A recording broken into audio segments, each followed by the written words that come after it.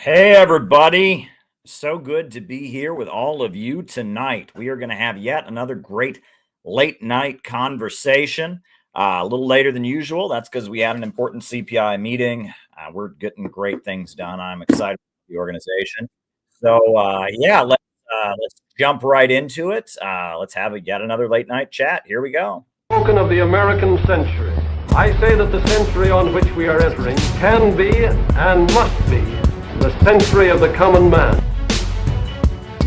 A radical redistribution of economic power. I mean, we know that racism is a byproduct of capitalism. Everything would be all right if everything was put back in the hands of the people. We need a government that will make sure Americans are taken care of and organize the economy to serve the people, not the profits of a wealthy few. We now have the techniques and the resources to get rid of poverty. We got to start getting out there with the people. Get out of the movement and get to the masses. We need a government of action.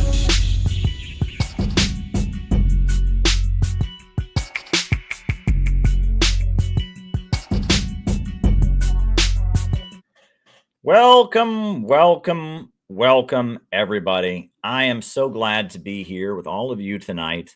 We're going to have yet another great late night chat, and this is going to follow the formula of all of our late night chats. First, opening remarks, then the roll call, where I call you all out as I see you, names and locations. We find out who is watching.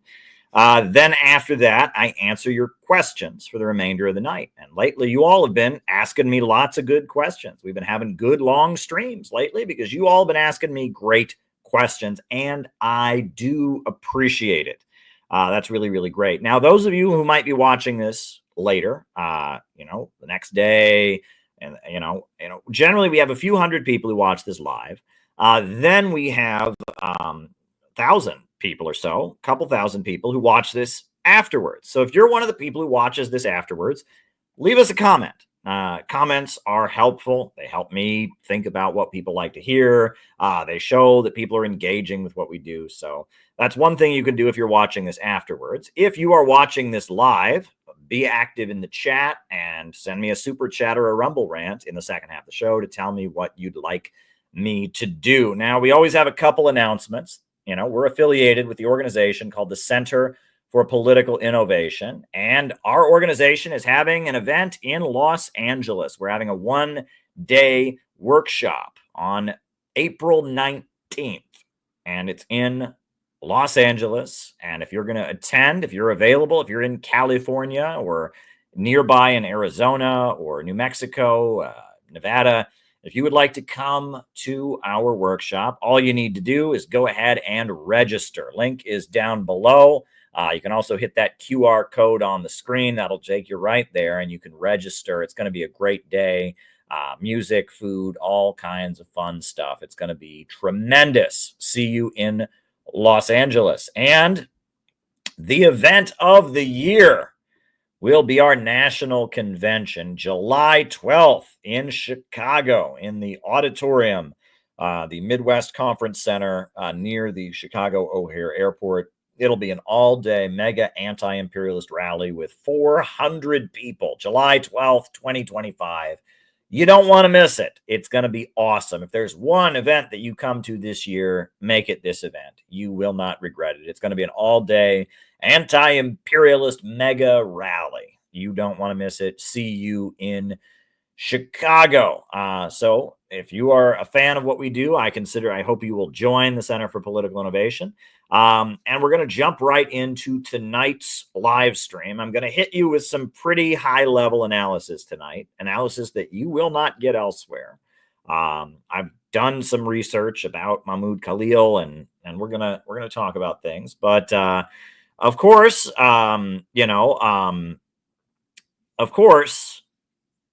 as always, just a quick reminder about how we do things. First, opening remarks, then the roll call, and then I answer your questions. And we've already got one super chat question, and I will answer it. That'll be the first super chat I answer in the second half of the show. So send in your questions, and I will respond. So I'm going to get started. The whole case of Mahmoud Khalil I have to start out by emphasizing that I support Mahmoud Khalil as a matter of principle, and nothing that I am saying tonight should be in any way interpreted as me supporting what Donald Trump has done. Right? I don't care who Mahmoud Khalil is. I don't care if he's the most reprehensible, gross individual you ever met. It's not about the individual.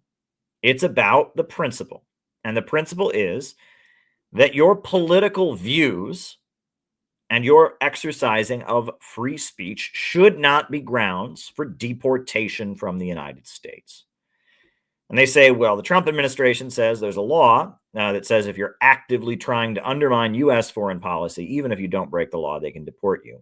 Well, I think that's bullshit. Number one, he wasn't trying to actively undermine U.S. foreign policy, as I will be getting to later tonight. He was trying to undermine Israeli foreign policy. And Israel is a foreign government, and he was definitely working against Israel.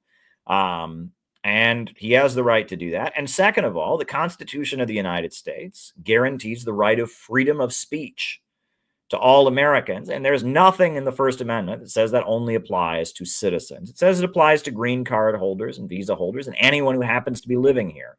If you are within the borders of the United States, your speech is not punishable unless it presents a clear and present danger. So, he may not be a citizen. He may be here on a green card visa, which, again, I'm going to hit you all with some interesting information about Mr. Mahmoud. But none of this should be interpreted as me supporting him being deported. The fact that because of his political speech, he was arrested by Immigration's Customs Enforcement, taken to a prison in Louisiana, where they were going to begin the process of deporting him, and then courts stepped in and said, no, this is wrong. It's wrong. I object and I oppose it. However, I now understand more of what is going on. And I am going to hit you with some analysis tonight that you won't get anywhere else. People say this is happening. If you listen to Trump supporters, they say this is happening because he's a terrorist. And actually, I'm impressed with the number of Trump supporters that are supporting him. Ann Coulter is supporting him. Candace Owens is supporting him. There's been an outpouring of Trump supporters who support Mahmoud Khalil. Amazing. Absolutely amazing. But among Trump supporters who support imprisoning him, the answer is you get, well, he's a terrorist. Well, he's not a terrorist because terrorism is illegal. If he was a terrorist, they would have arrested him for a terrorist crime. He engaged in freedom of speech that they consider to be supporting terrorism. They consider the Palestinian resistance to be terrorists. But even if he did that, that's his freedom of speech. Now, those who oppose Donald Trump, they, on the other hand, they are saying Trump did this because he's a big racist meanie. Trump hates Muslims, Trump hates the Palestinians, and he did this because he's a big racist meanie. There's a lot more to it than that. There's a lot more to it than that. Folks, if you have paid attention to Donald Trump over the last few weeks, you will notice there is a huge amount of inconsistency when it comes to the issue of Israel. I'm just going to timeline this for you. First of all, Donald Trump said that if they did not return the hostages by the time he took office, there'd be hell to pay, etc. And right before Donald Trump took office, right before the inauguration, there was the first ceasefire in Gaza. The first ceasefire since October 7th took place right as Donald Trump was entering office. Joe Biden, who supposedly was more friendly to the Palestinians, never could bring about a ceasefire. Donald Trump arranged a temporary ceasefire in Gaza that did hold. That was big. Now then, Donald Trump gave his joint address to Congress last week. And you'll notice that in that joint address to Congress, he did not once mention Israel. Not once did he ever mention Israel. And it was weird because Donald Trump ran on the platform that he was pro-Israel. He was more pro-Israel. He was going to be the most pro-Israel president that ever existed. And yet, in his first speech to Congress, he talked about Ukraine. He talked about China and tariffs and did not once mention Israel. Then the next morning, it was revealed that Trump and his administration are in direct negotiations with Hamas, something that has never been done before by a U.S. government administration. And that was leaked. That was not revealed by the Trump administration. That was leaked. And they admitted, yes, we are in direct talks with Hamas. And that was big. That was certainly big. Then from there, we found out that the Trump administration offered to renegotiate the Iran nuclear deal. That was big. Meanwhile, in Syria over the weekend, there was a wave of brutal, genocidal revenge killings of religious minorities. Syria is a country, it's about 80% Sunni Muslims, and there's a very large Shia religious grouping called Alawites that were very popular within the leadership of the Ba'ath Party.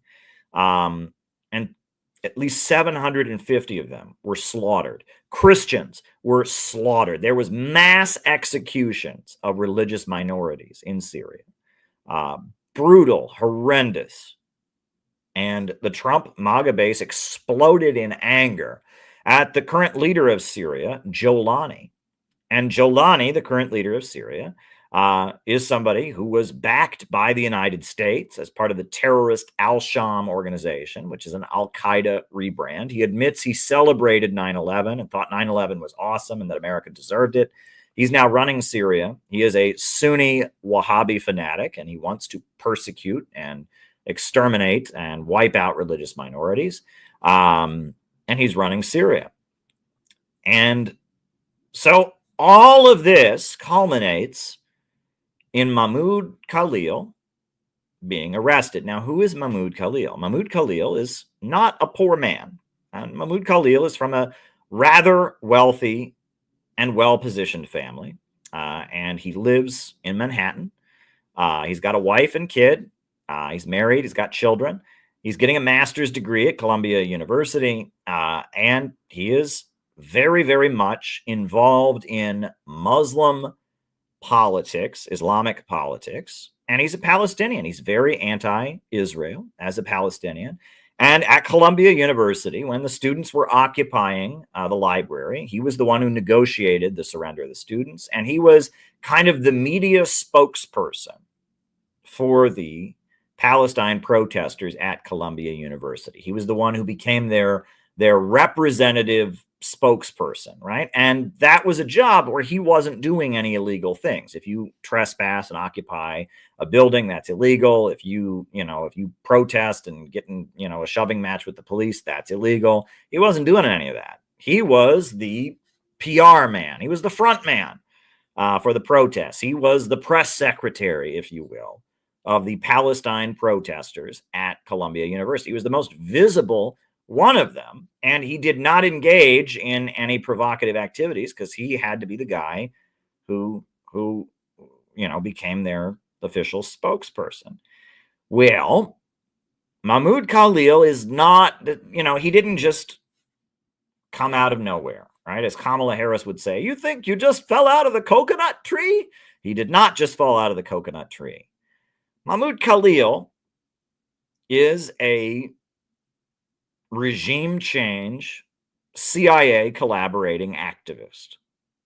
Now, he still should be immediately released, and I still support him. But Mahmoud Khalil has been one of the main people, one of the main organizers of anti-Syrian government, anti-Bashar Assad protests, and propaganda in the United States.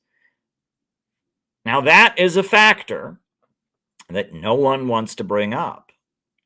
And it doesn't change my position on the situation.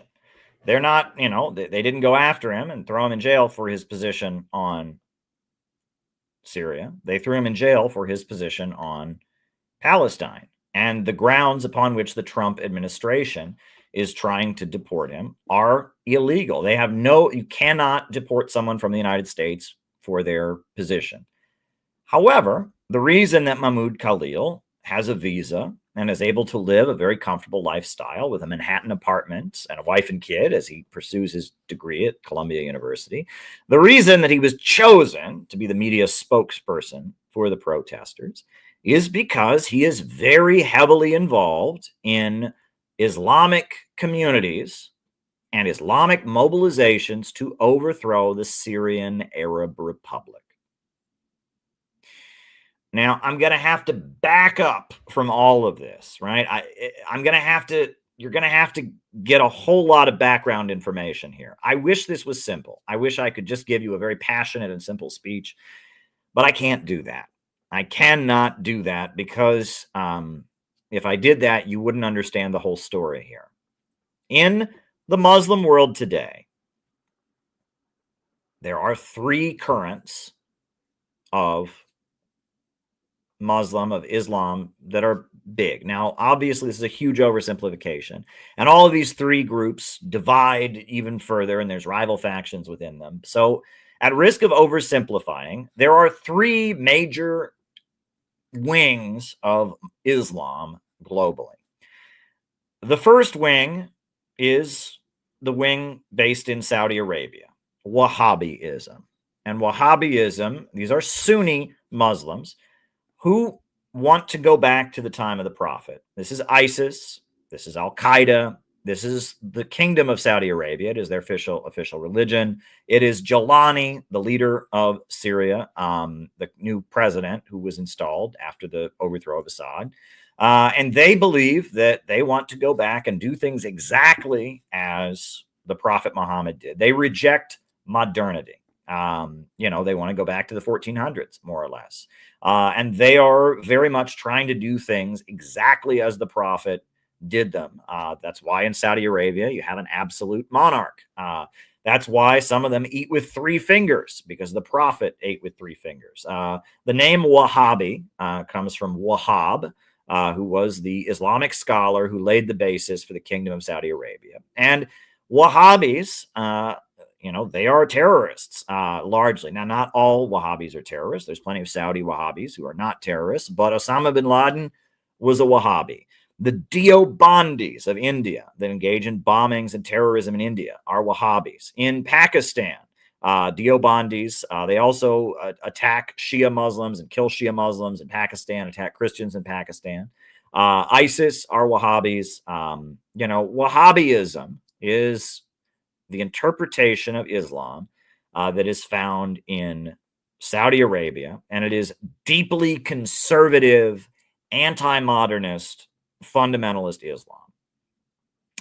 And the U.S. government has supported Wahhabism very consistently in the fight against communism. The Soviet Union fought against Osama bin Laden, the Wahhabi, who built a Wahhabi army in Afghanistan. And the Taliban of Afghanistan is largely a Wahhabi force. And Osama bin Laden, fought and built a whole army of Wahhabi Muslims around the world that went to fight the Soviet Union in the 1980s. And during the 1980s, Saudi Arabia started actively spreading Wahhabism, setting up Wahhabi schools in India, the Deobandi schools, setting up Wahhabi schools all over the African continent that gave rise to Boko Haram in Nigeria, etc. Wahhabism is a particularly violent and murderous interpretation of the Islamic faith that rejects modernity. And Wahhabism is largely inspired and funded by Saudi Arabia. Mahmoud Khalil is not a Wahhabi. He is not a Wahhabi. There's another school of Islam that is called Shia Islam. And Shia Muslims, the difference between Sunnis and Shias is Shias recognize the imams who came after the Prophet Muhammad. So, Sunnis do not recognize any imams after the Prophet. They say Muhammad was God's last representative on earth. Shia, on the other hand, recognize different imams who came after the Prophet Muhammad. Now, in Syria, one of the biggest religious minorities are called the Alawites, and they recognize one imam who came after the Prophet Muhammad, Imam Ali. And the Alawites don't pray in mosques because Imam Ali was killed in a mosque. And so they have prayer rooms in their houses. And Alawites are people say that their beliefs are almost Christian. They're very similar to Christianity. And the French liked the Alawites and gave them military training. And the Alawites, which are a form of Shia Muslims in Syria, the Alawites, because they were in the military, they got military training from the French. They're the ones that overthrew the French colonizers and established the Ba'athist Arab Socialist government. And Bashar Assad and his father Hafez Assad are Alawites. Now, Bashar Assad married a Sunni Muslim, and Bashar Assad kind of moved away from his Alawite roots, but his family are Alawites, and Alawitism is a very small form of Shia Islam. Now, Iran is led by Shia Muslims as well, and the Houthis in Yemen are also Shia Muslims. And the most Shia in the world, Hezbollah or Shia, most Shia, they believe in 12 imams who come after the Prophet Muhammad. 12 imams, the last of which is called the Imam Mehdi. He was a little boy who was the imam, and he got lost. He vanished. And they believe that at the end of time, the Mehdi, the Imam Mehdi, will return. The last imam, the 12th imam, will return. And he will return with Jesus Christ, and they will rid the world of evil and the Antichrist. And Shia Muslims generally have a socialistic or anti-imperialist approach. Now, that's not always been the case, but that's largely because of the Islamic Revolution of Iran. But it's also because of specific aspects of the Shia faith, which is that after the Prophet Muhammad died, there was a class struggle within Islam. And it was the merchants and the traders, the capitalists, the emerging capitalists of the Arab world, who did not want to recognize the imams. The imams said, we have the lineage, we're the descendants of the prophet, so we should rule. It was kind of like feudalism. Whereas the capitalists, the merchants, they said, no, we want to have elected leadership. And, we know how that works. It's whoever has the most money rules. So the merchants became Sunnis, and the descendants of the prophet became Shia. And so in order to defeat the merchants, the capitalists, the Shia had to engage in populism. They had to fight for the poor. And so the imams who came after the Prophet Muhammad, Imam Ali, Imam Hussein, their rhetoric, their hadith, their teaching is very socialistic. I believe Imam Hussein said, I have never seen great wealth without great violations of rights all around it. Shia Islam teaches that one must stand with the oppressed, and that is the duty to stand with the oppressed. The Houthis of Yemen, they say a true imam is a fighting imam, meaning that to be a representative of God on earth, you must take up a gun or a sword, right? The Shia, the Houthis believe that every family should have a gun. It is part of their religion that you must own a gun, and that a true imam is a fighting imam. Right. And that Shia, and then in 1979, you had a Shia Islamic revolution. You have a Shia government in Iran that came to power as part of an anti-colonial, anti-imperialist revolution with the slogan, not capitalism, but Islam, war of poverty against wealth, neither East nor West. So Shia Islam, Hezbollah, the Houthis, the Islamic Republic of Iran, Shia Islam has a socialistic and anti-imperialist character to it, but it is fanatically religious. That's Shia Muslims. However, and Mahmoud Khalil is not a Shia Muslim, absolutely not a Shia Muslim. There is a third current of Islam, and that third current is what's called Westernized Islam. And it's mainly interpretations of Sunni Islam that come from the Muslim Brotherhood. The Muslim Brotherhood was a religious group started in Egypt in 1924 by an Islamic scholar who went and visited the United States. The United States was an emerging capitalist Western colonial country. And this Islamic scholar from Egypt went to the United States, and he fell in love with it. And he loved how disciplined we Americans are, and that we mow our lawns. He thought that was just perfect, how we mow our lawns perfectly. We have lawn mowers and grass cutters, and we mow our lawns in this disciplined way. And he liked how we have free enterprise and the free market. He loved that, right? The free market where people work hard and get ahead, and we don't believe in having government ownership. And he liked how multi-ethnic the United States was. You have people who are Italian, you have people who are Irish, you have black people, you have people of different descent. And so this Islamic scholar went back to Egypt and he started a religious movement called the Muslim Brotherhood. And they believed that the West was prospering, that America and Britain and France was prospering, and the Arab world was poor because the West is more Islamic than the Arab world. They believe that the Western countries are more purely true to Islamic teachings than the Arab world is. And that they believed that the way for the Arab world to become popular, is and to become powerful was they needed to be like the West, and they needed to have free market capitalism. They needed to drop any form of nationalism or ethnic division, and they needed to modernize. And Sufism is a form of Islamic mysticism, right? Sufism is not a religious school. There are Sufi Shia, there are Sufi Wahhabis, there are Sufi Alawites. Sufism is mysticism. It's like a mystical practice that people do. It's a certain form of praying and mystical stuff. That's not a school of Islam. That's a practice, right? It's like meditation or self-torture or like people who become monastery monks or whatever. But the Muslim Brotherhood are the Westernized Muslims. That's what Mahmoud Khalil is. And they just existed. They were a religious current, and they were a religious current that really hated communism, because communism was atheistic and communism was against Western imperialism, which they worshipped. They worshipped Western imperialism. They were very, very opposed to communism because it was atheist, because it was opposed to the West, because it didn't believe in the free market, etc.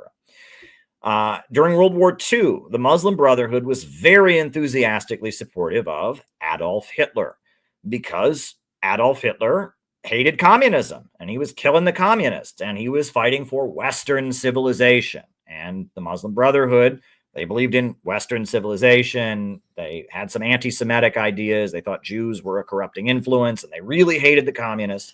And so the Muslim Brotherhood was pretty pro-Hitler during World War II.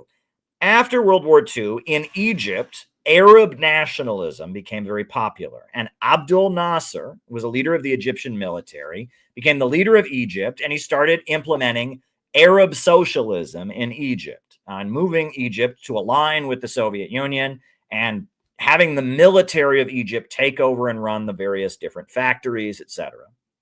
And Abdel Nasser, even though he was a Muslim, a Sunni Muslim, he was secular. He didn't believe in having a religious government. He protected Christians and religious minorities. He said we need to have a secular government. And he teamed up with the Soviet Union. And they built the Aswan Dam, which is the largest power plant in the entire Middle East. It's in Egypt to this day. And it was built by Abdel Nasser, the Arab socialist leader, who was a secular leader in alliance with the Soviet Union. So the United States did not like Abdel Nasser because he was an anti-imperialist. He was basically a communist. He was moving towards socialism, Arab socialism. It was socialism with Arabian characteristics. He was an anti-imperialist, Arab nationalist, Arab socialist.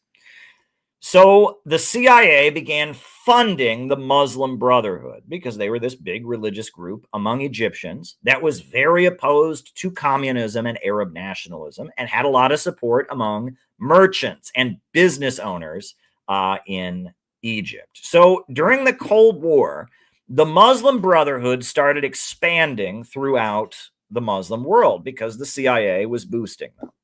In Turkey, the Turkish government that we currently have, they are Muslim Brotherhood, more or less. They follow, it started out, there was a guy named Gulen, who was an Islamic cleric in Turkey. Gulen built this Muslim Brotherhood movement, and Gulen has been a CIA asset for a long time. They own the test prep material for the SAT and the ACT, right? If you're a high school kid and you're learning to study the ACT and the SAT, the copyright to the test prep materials belongs to Gulen. And Gulen was a cleric in Turkey who was a Westernized Muslim. And he had a magazine all about, how Muslims can use computers, the Islamic Computer magazine. And he was all about how we can be modern and Western and use computers and be good, devout religious Muslims. And Gulen built this movement. One of Gulen's recruits was a guy named Erdogan. And Erdogan was a follower of Gulen who got elected and became the president of Turkey. And then Gulen and Erdogan had a falling out. And Gulen had to flee to the United States. And he currently lives in a compound in Pennsylvania, where the USA is protecting him from Erdogan, the president of Turkey. And Gulen is a prominent Muslim Brotherhood, Westernized Muslim cleric. And I have actually met Gulen. Long story short, I have actually met Gulen. I'll show you the picture of Gulen. If I thought of that, I would have prepared it. But I actually have been to his compound. I did not interview him, but I met him. I met Gulen for a story when I was reporting for RT. After Gulen's followers attempted to overthrow the Turkish government in 2016 with a military coup, Gulen had a little press conference at his compound in Pennsylvania, and I was there with CNN and all the other networks, and I met Gulen. So I know what I'm talking about. I've been to Iran. I met Gulen at his compound, was there as an RT reporter. I know what I'm talking about. What is Hamas? Where did Hamas come from? Well, Hamas started out, you'll remember, you go back to the 70s and 80s, the Palestinian resistance really flared up after the 1967 war. After Israel fought with the Arab countries in 1967, the Soviet Union started really supporting the Palestinian resistance. Gaddafi came to power in Libya. He was funding the Palestinian resistance. Baathism and Arab nationalism was rising. And in the 70s and 80s, the Palestinian resistance was largely communist and secular.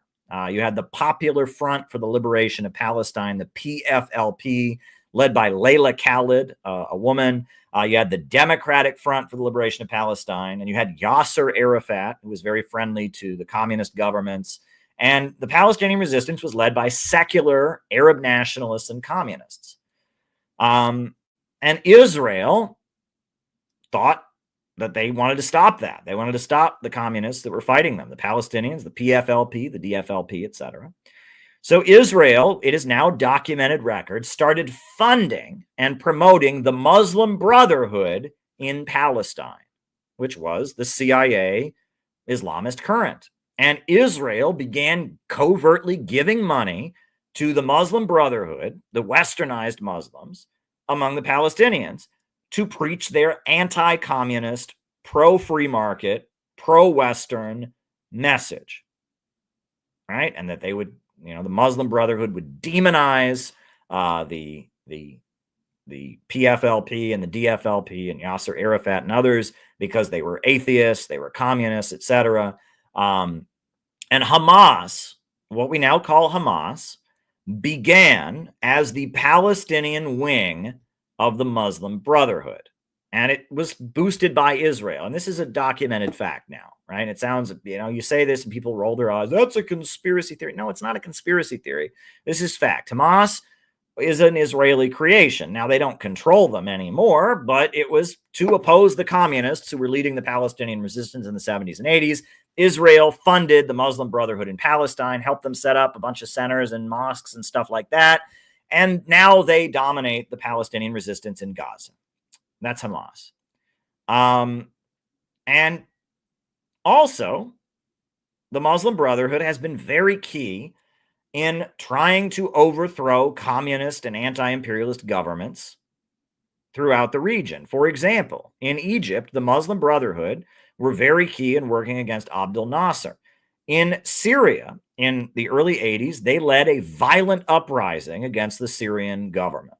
That was very violent, where they were trying to overthrow the Syrian government because it was a Baathist Arab socialist, Arab nationalist government, because the Assad, Bashar Assad and his father, Hafez Assad, were Alawites, were Sunnis, or were Shia Alawites, right? And because it was a secular country, because of that, the Muslim Brotherhood led a very big uprising and seized a couple cities in Syria in the early 80s. And the Syrian government was very brutal and bombed and put down the uprising. pretty ruthlessly. So because of that, the Muslim Brotherhood really, really, really hates the Syrian government. And the Muslim Brotherhood are good friends of American imperialism. And they are very useful in destabilizing countries and overthrowing governments. Now, you all remember the Arab Spring of 2011, when the USA had a president named Barack Hussein Obama, who came into office, and then all of a sudden there was an uprising in Tunisia, there was an uprising in Egypt, and there was uprisings in Libya, and all over the Middle East, people were rising up. Why were they rising up? They were rising up because social media, Facebook and Twitter, was telling them to rise up.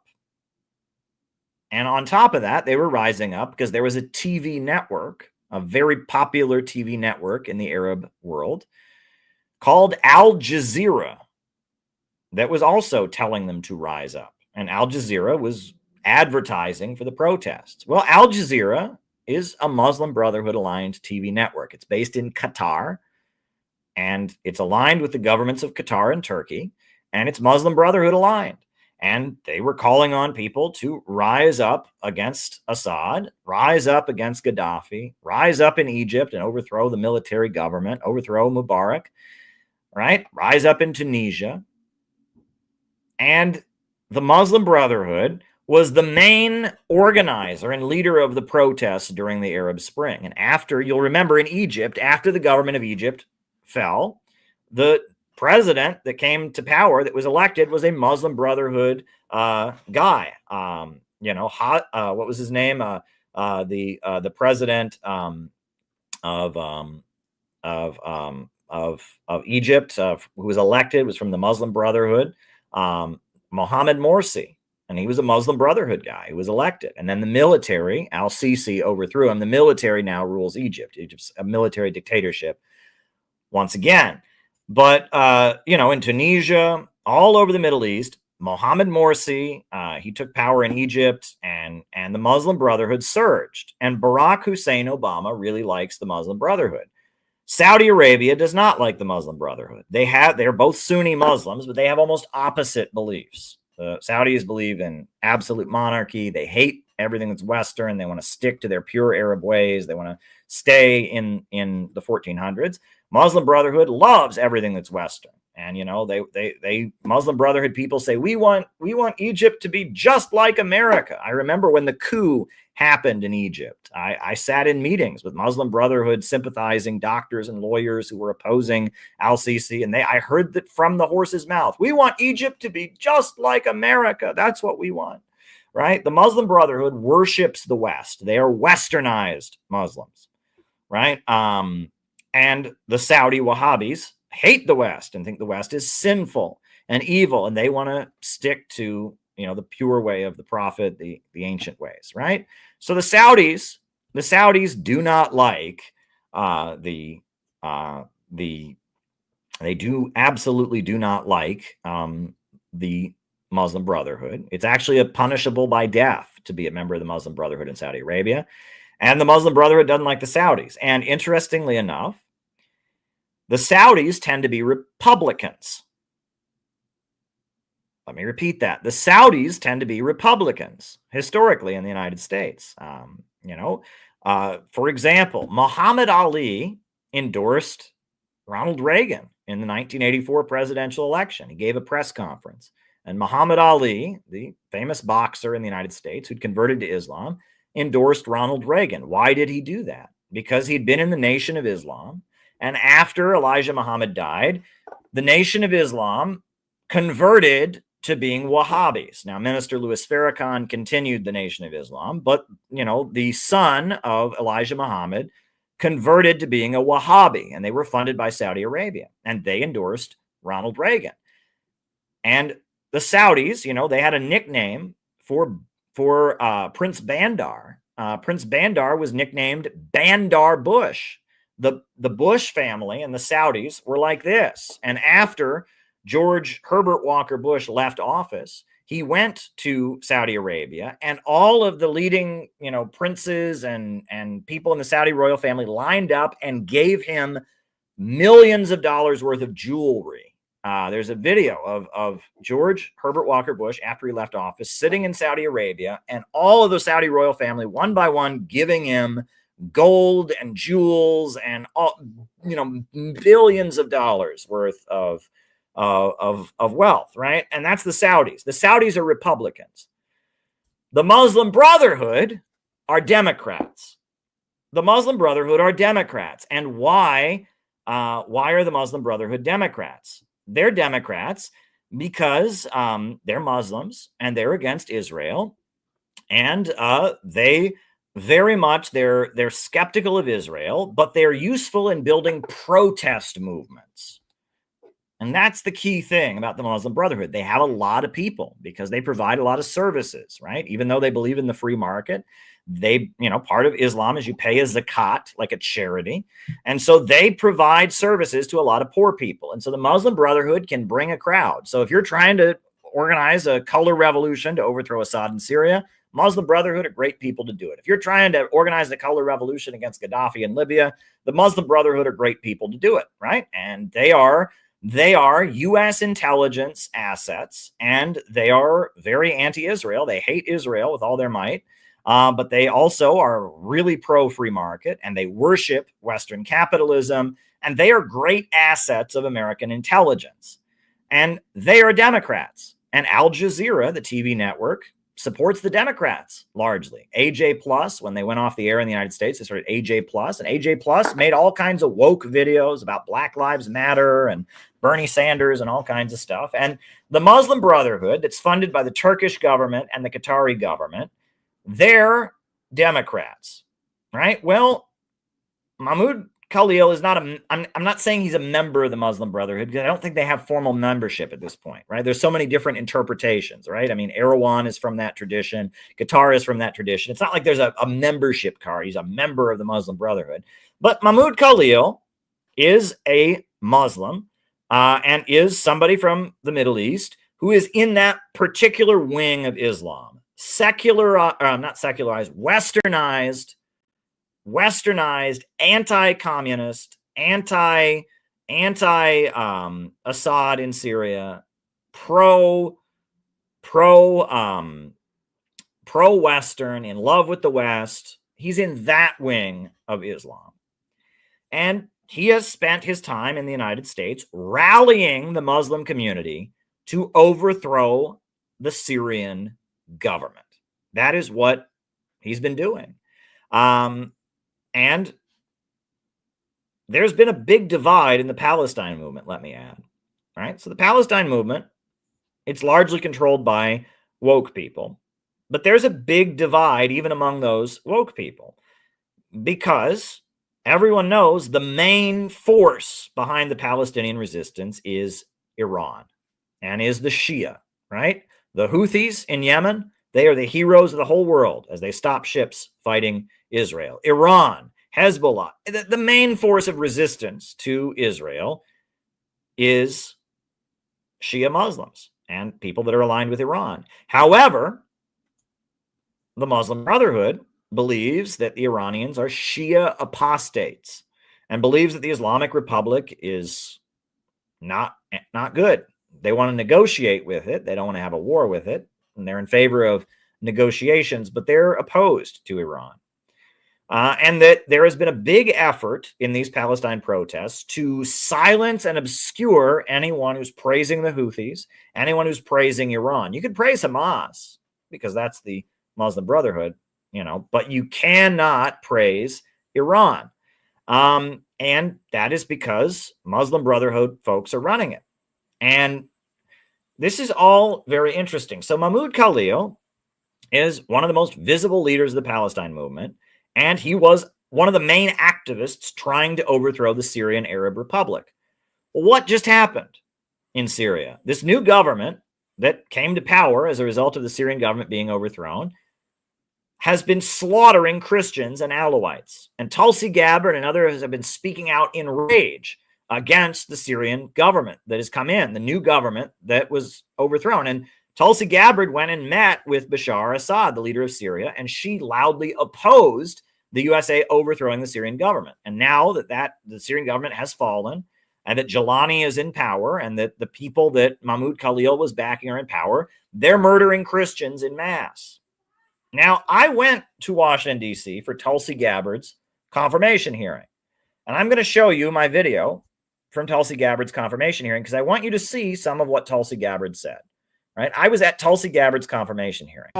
What we saw was the intelligence community quite worried that Tulsi Gabbard might come in and might not agree with their consensus that toppling and destabilizing governments that get in the way of Wall Street monopolies is the best thing to do. Now, one particularly strong moment was when Tulsi Gabbard talked about how outraged she was that the Obama administration had been arming Al-Qaeda and Al-Qaeda-linked groups. Senator, as someone who enlisted in the military specifically because of Al-Qaeda's terrorist attack on 9/11 and committing myself and my life to doing what I could to defeat these terrorists, it was shocking and a betrayal to me and every person who was killed on 9/11, their families and my brothers and sisters in uniform. When, as a member of Congress, I learned about President Obama's dual programs that he had begun really to overthrow the regime of Syria, all to move forward with their regime change and not acknowledging what was obvious at the time and what has unfortunately borne true, which was that a regime change war in Syria, much like the regime change wars in Iraq, the toppling of Gaddafi and Mubarak, would likely result in the rise of Islamist extremists like Al-Qaeda taking power. Today, we have an Islamist extremist who is now in charge of Syria, as I said, who danced on the streets to celebrate the 9/11 attack, who ruled over Idlib with an Islamist extremist governance, and who has already begun to persecute and kill and arrest religious minorities like Christians in Syria. I understand. Why that should be acceptable to anyone is beyond me. It shouldn't is be. certainly and not in our I appreciate your answer. And so you heard right there.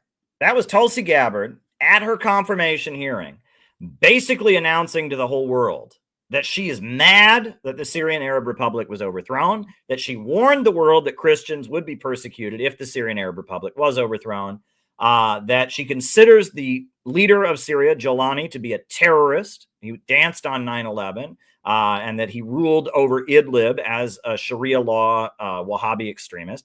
Tulsi Gabbard is really, really angry and has no support for the current Syrian government. And she's the director of national intelligence. And then you'll notice that over the weekend, the government that Tulsi Gabbard already hates went on a killing spree against Alawites and Christians, the religious minorities of Syria. So it looks to me like this is a case of deep state versus deep state. Mahmoud Khalil is heavily involved in Muslim Brotherhood and U.S. intelligence operations to overthrow the Syrian Arab Republic.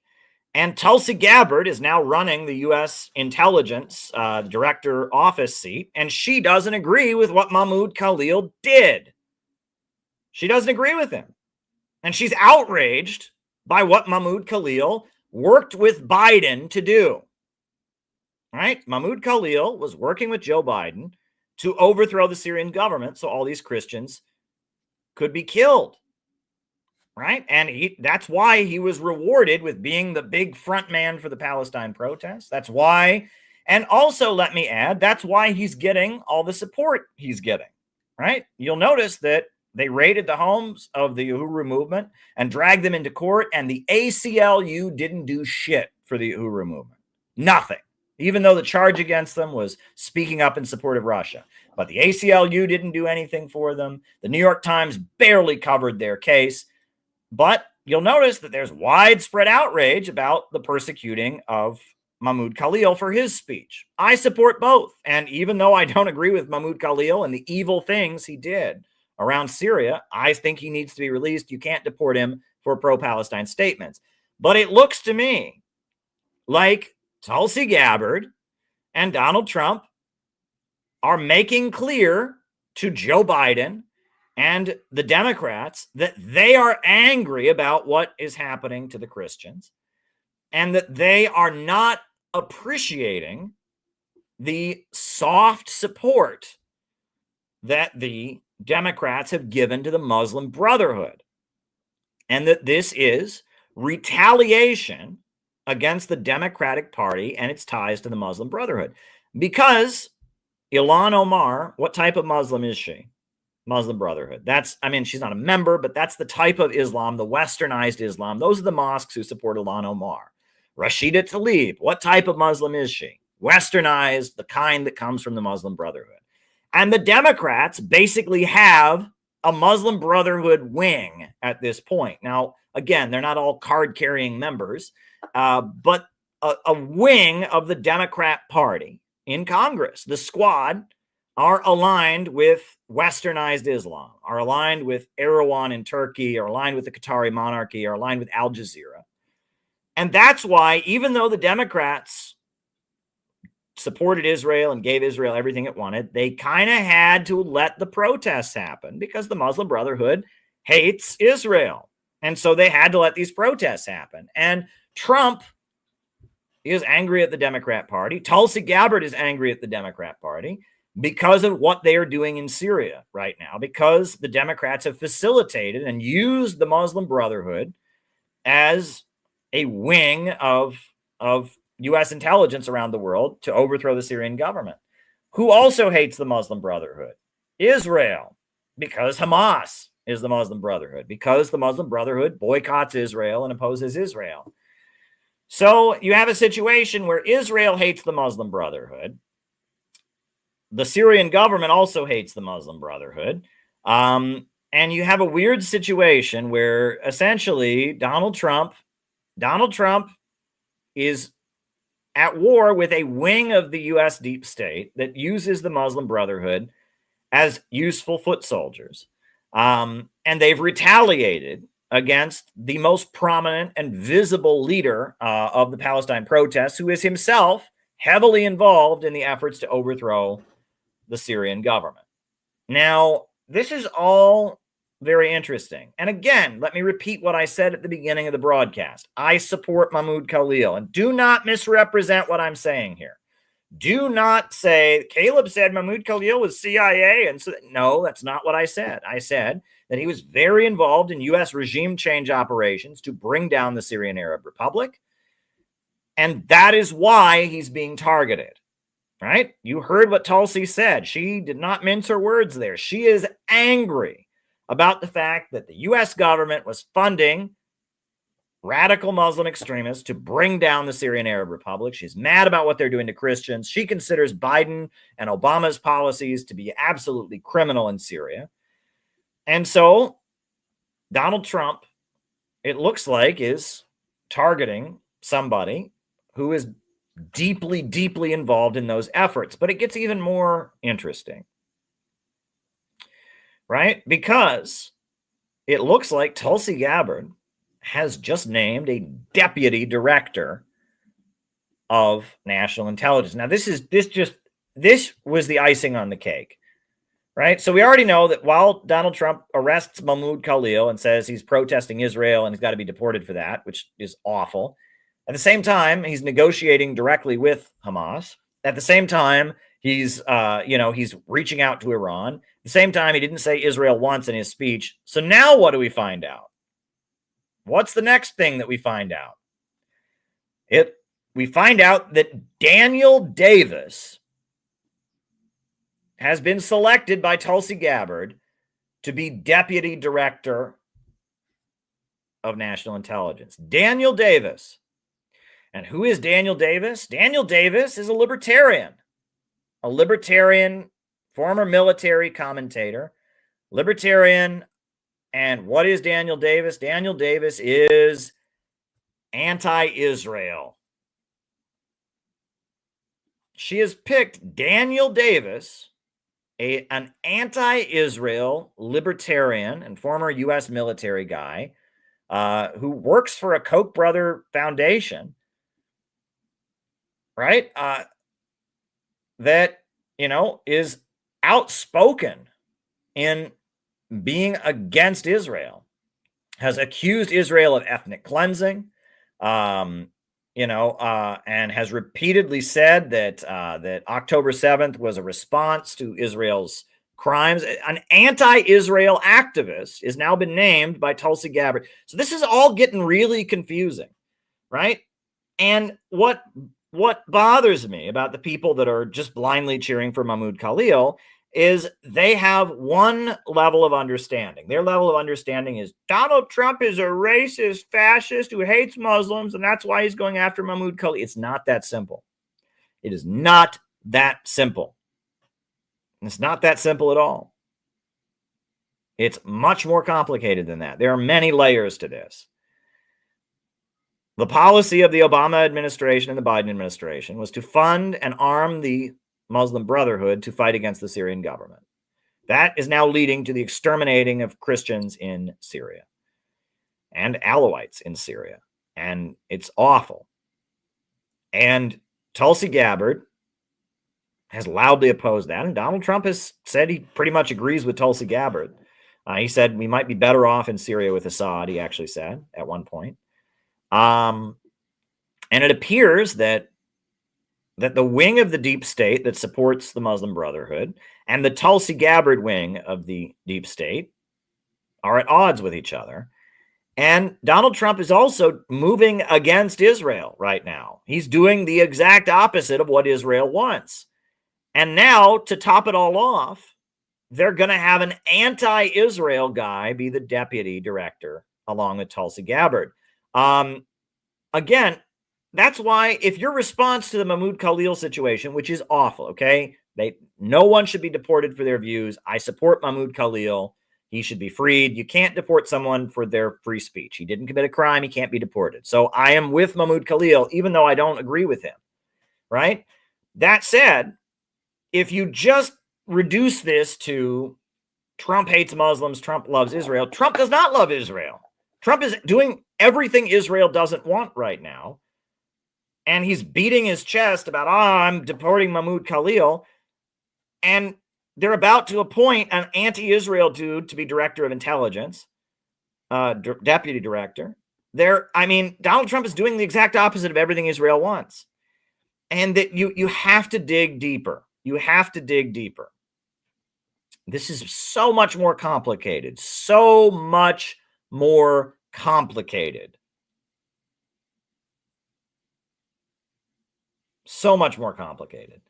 And there are divisions within the ruling class. And really what this gets down to, let me add, is that there are contending economic interests. The Democrats represent the globalists. They represent the World Economic Forum. They represent the big four supermajor oil companies, ExxonMobil, BP, Shell, and Chevron. They represent the Rockefellers and the DuPonts and the Carnegies. They represent the Rothschilds and the British Empire. They represent the liberal globalists. They represent, Klaus Schwab. They represent Bill Gates. That's who the Democrats represent. Whereas Donald Trump represents all the other rich people who aren't part of the club, who don't go to Davos, who don't have a grand scheme for controlling the world and maintaining the rule of Western capitalism, and just want to make money. Elon Musk just wants to make money.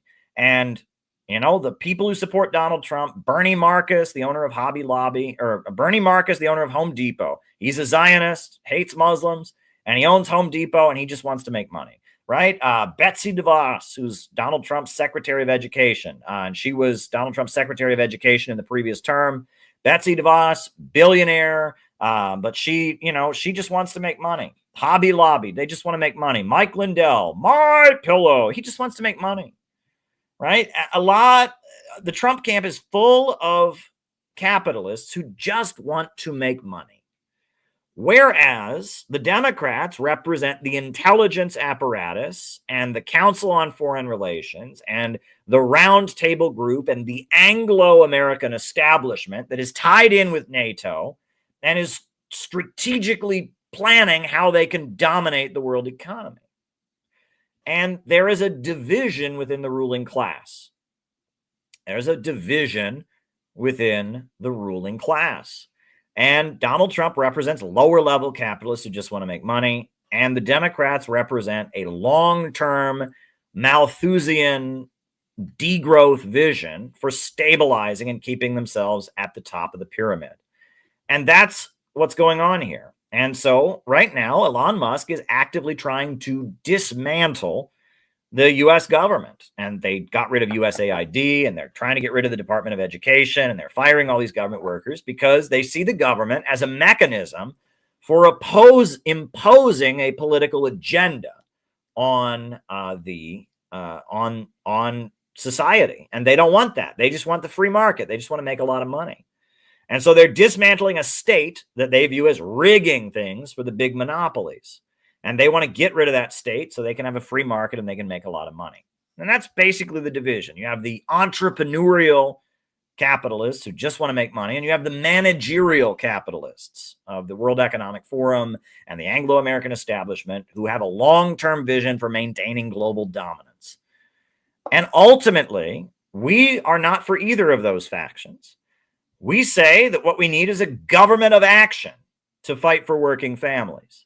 And ultimately, those lower-level capitalists who are supporting Trump, they need to not advocate the free market. They need to advocate a government that punches up. Right now, we have a government that punches down, that crushes the dreams of the American people, that imposes degrowth economics, is trying to depopulate the world, is trying to reduce the amount of food that is produced, global crop outputs, is waging regime change wars against various governments around the world, hates China, hates Russia, wants to grind us all into poverty. And so it makes sense that the rich people that want to just make money want to get rid of that government. It makes sense that a lot of small business owners want to get rid of that government. It makes sense that a lot of Americans want to get rid of that government because that government is trying to wipe them out. But the answer is not to just get rid of government entirely. The answer is we need a government that punches up. We need a government of action that will fight for working families. What we need is a government of action that will fight for working families. We need a government of action that will fight for working families. We need a government of action that will fight for working families. We need a government like Roosevelt that taxes Wall Street and paves the roads and builds new highways and builds new power plants. We need a government like they have in Venezuela that mobilizes the population and uses the natural resources wealth to build and construct. We need 5-year economic plans to pave new highways and build new bridges and mobilize and hire the unemployed. We need to invest in our people, make sure our people have health care and education and jobs so that their creative power can be unleashed. We need state planning. We need a government of action that will force the economy, that will take control of this economy and force it to grow, to build, to construct. That is what we need. And the lower level capitalists who support Donald Trump are going to realize that the only hope they have is to enter an anti-monopoly coalition, to join forces with the working class and the labor unions, to join forces with the small business owners, to join forces with Russia and China and Venezuela and Iran and all the countries the globalists hate, and build an anti-monopoly coalition, demanding a government that represents the true interest of the American people, a government that's pro-growth and pro-development and wants to trade with countries on the basis of win-win cooperation. Ultimately, that is what we need. And that vision is called innovationism. The understanding that we can have a government that unleashes growth with creating a national bank, with public control of our natural resources, getting rid of the wars and the imperialist apparatus, hiring the unemployed, investing in the population so that they can build and construct. That vision of a pro-growth government that fights for working families, a government of action that fights for working families, that vision is called innovationism. And that is the vision of the Center for Political Innovation. This is our vision that we have fought for and put forward. And we just published, just today, a new book about it that we published so that you will know exactly what our vision is. It's called What is Innovationism? And you can buy it on Amazon. And you can read it for free on our website. You go to CPI USA and hit books, and you will find, you can download the PDF. What is Innovationism? It's a very short book, very basic introduction. We have an ideology called Innovationism that is a celebration of human creativity and growth, that is a rejection of globalism, imperialism, and that puts forward our vision of a government of action that fights for working families. And innovationism is the future. And innovationism is what they're doing in China. Innovationism is what they're doing in Russia. Innovationism is what they're doing in Nicaragua with their micro entrepreneurship program. Innovationism is what they're doing in Iran with their Islamic revolution, not capitalism, but Islam. Innovationism is what they're doing in Venezuela. Innovationism is what they're doing in African countries, West African countries that have asserted their independence. Innovationism is the way of the future, right? And we are not leftists. The left, communism and socialism have turned into a destructive, toxic movement. Communism was always tainted by the spirit of rebellion, by the aesthetics and catharsis of libidinal release and Oedipal impulses. Communism is tainted, and communism has turned into the woke left and a toxic anti-working class, anti-family movement. We're not that. We are innovationists because we are optimistic and we celebrate growth and creativity. We do not want revenge. We do not want to punish people for success. We don't advocate jealousy and resentment. We advocate love and community and brotherhood, and we celebrate what makes people human, which is the human spirit, creativity. We celebrate the ability to change the world and to reach a higher plane of existence. We celebrate humanity and our never-ending stride to advance and increase the life expectancy, increase the population, increase the comfort and quality of life. We celebrate humanity and our ability to reinvent our relationship with nature, to get to a higher plane of existence. We are pro-humanity. We are pro-growth. We are innovationists. We are optimistic. We are constructive. And we advocate a government of action that fights for working families. That is what our movement is.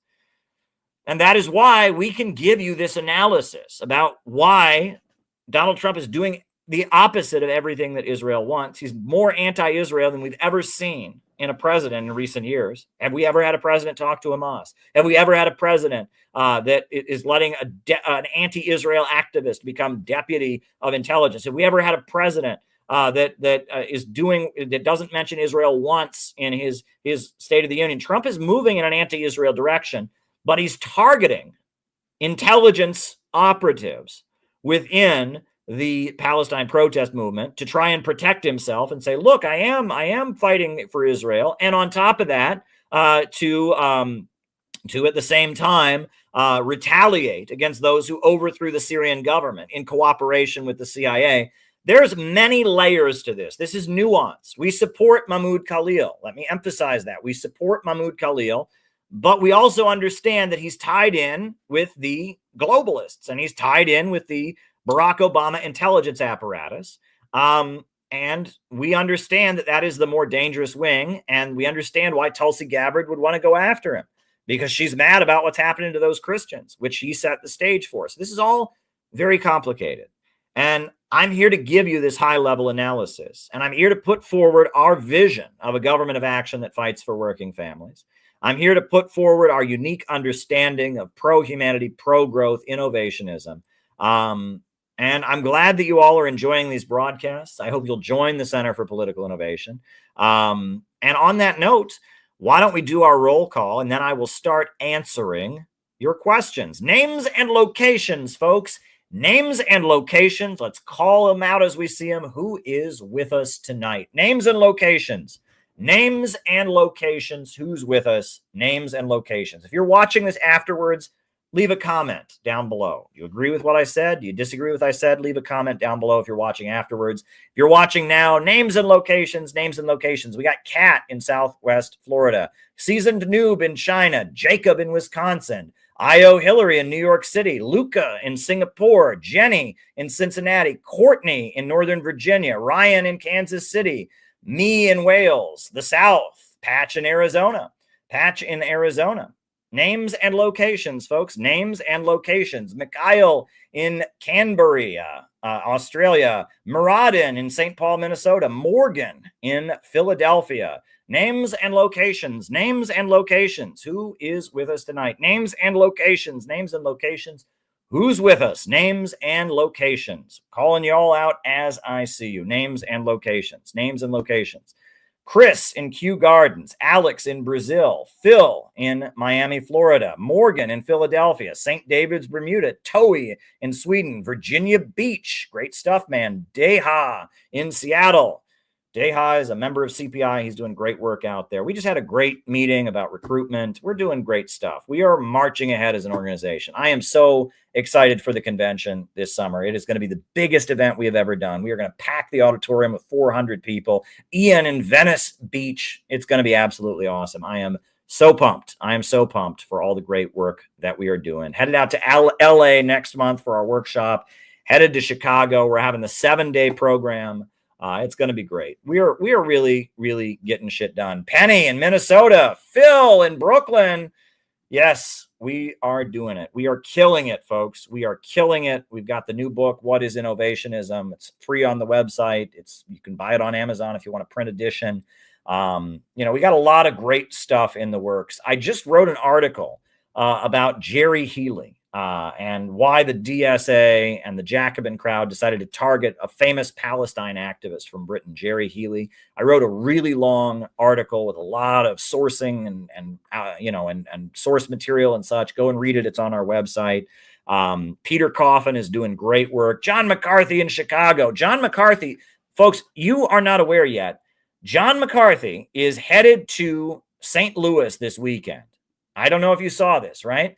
But John McCarthy is headed to St. Louis this weekend for the national convention of the People's Democratic Uhuru Movement. And we are official sponsors of that convention. Here we go. Look at that.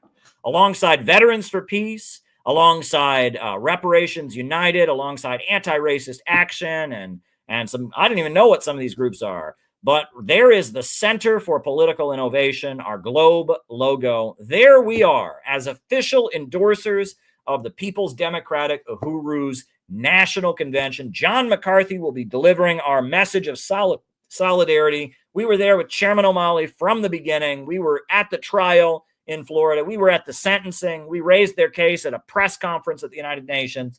We raised their case in Russia. I spoke directly to the Russian President, Vladimir Putin, in a video that was viewed by thousands and tens of thousands of people. I raised the case with the Russian president. We were there with the Uhuru movement from day one. And all kinds of people that are with Khalil are not with the Uhuru movement. And we're with Khalil, and do not misrepresent me. If you say that I don't support Mahmoud Khalil, you're wrong. I do support Mahmoud Khalil, but I'm telling you, this is CIA versus CIA. This is a deep state fight. Tulsi Gabbard is angry about how Syrian Christians have been persecuted. Donald Trump is angry about the brutal retaliatory murders against Alawites and Christians. They're angry at Joe Biden for his efforts to bring down the Syrian government and embolden Islamic terrorism. And Donald Trump, while he's moving in an anti-Israel direction, is retaliating against the wing of U.S. intelligence that is involved with courting the Muslim Brotherhood as intelligence allies. I'm telling you, I'm giving you a level of analysis you will not get anywhere else, right? We're not cheerleaders on this channel. We don't do the red team, blue team thing. I'm here to tell you what's actually going on, where the divisions in the ruling class are, and why we need to put forward the innovationist perspective and work to build an anti-monopoly coalition. The only way we're going to get anti-imperialism, if you look at the only way we're going to get anti-imperialism in America, you look at the Chinese flag. Do I have a Chinese flag? I might have a Chinese flag I can put on the screen. You look at the Chinese flag, right? What do the stars on the Chinese flag stand for? Do I have a Chinese flag? I don't think I do. Or I might. Hold on. Oh, yes, I do. Okay. Look at the Chinese flag. What do the stars on the Chinese flag stand for? They stand for the block of 4 great classes: the workers, the peasants, the urban merchants, and the national capitalists. The Chinese Communist Party is represented by the big star, and the four smaller stars represent the block of four great classes. The Chinese Communist Party unified four different classes: workers, peasants, urban merchants, and national capitalists around a program to reinvigorate and rebuild the whole nation, right? Trotskyites and people that are still doing the 20th century communism thing are saying, well, that's not real communism. It's the dictatorship of the proletariat. Only the working class, only the factory worker is really communist. We're not doing that anymore. We're doing what the Chinese Communist Party is doing. We're doing what the Bolivarians in Venezuela and in Nicaragua are doing. We are for a government of action that raises up all of society. We are trying to build an anti-monopoly coalition. We're not doing that. We're not stuck in 1800 of the factory worker versus the factory owner. And that's where the communists are. They're stuck in 1800. It's the factory worker versus the factory owner. We understand what Marx wrote about overproduction and the tendency of the falling rate of profit and how capitalism holds back growth.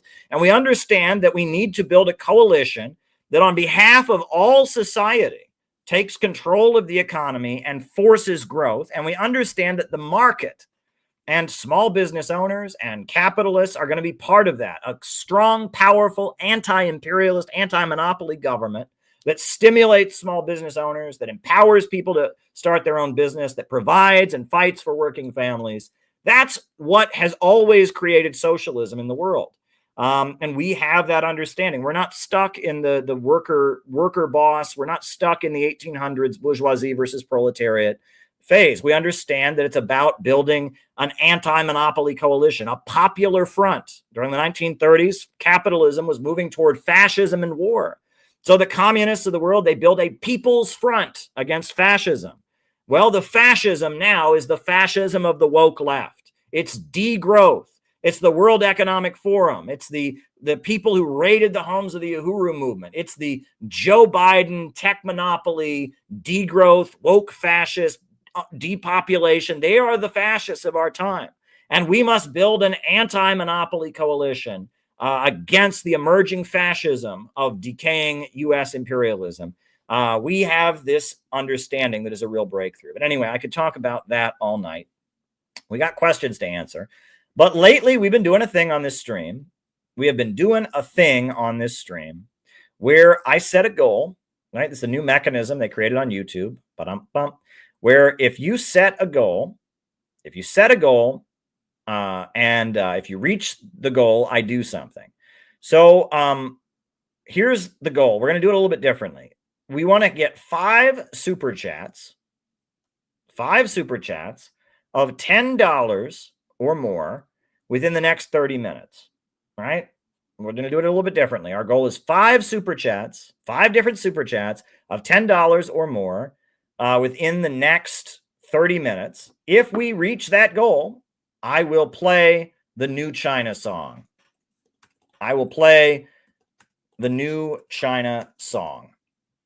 So that's the goal for now. We're starting the goal. We're 30 minutes on the clock. If in the next 30 minutes we get 5 super chats of $10 or more, I'll play the new China song. New China is an old, communist song from the 1970s. It's quite popular on this channel. We've played it many times before, and we'll play it again if we reach our goal. So send super chats, 5 super chats, $10 or more. I'm going to put on a song real quick just to rest my voice for a second here. I'm going to put on a song from China, the Lei Fang song, which is an optimistic, patriotic children's song in honor of Lei Fang. We're going to put that on. And after that, I'll start answering questions, and hopefully we'll reach our goal, and then I'll play New China. But this is the song. In China, Lei Fang was a Chinese soldier who was a good guy, and he died. He got in a car accident. His truck ran into a telephone pole. He died. And when he died, they read his diary. They found his diary, and they discovered that he was a really dedicated communist. He spent all of his free time helping the elderly. He believed in Mao Zedong thought with all of his heart and soul. So every year in China, they have a national holiday called Lei Fang Day. It's a day of volunteering. It's a day of living selflessly for the good of the nation. This is the song of Lei Fang, which I've always found very inspiring, which they sing with children, and they teach them about fighting to build a strong nation in China, living for the sake of others, kindness, brotherhood, collectivism. This is the Lei Fang song of the Chinese Communist Party. Here we go.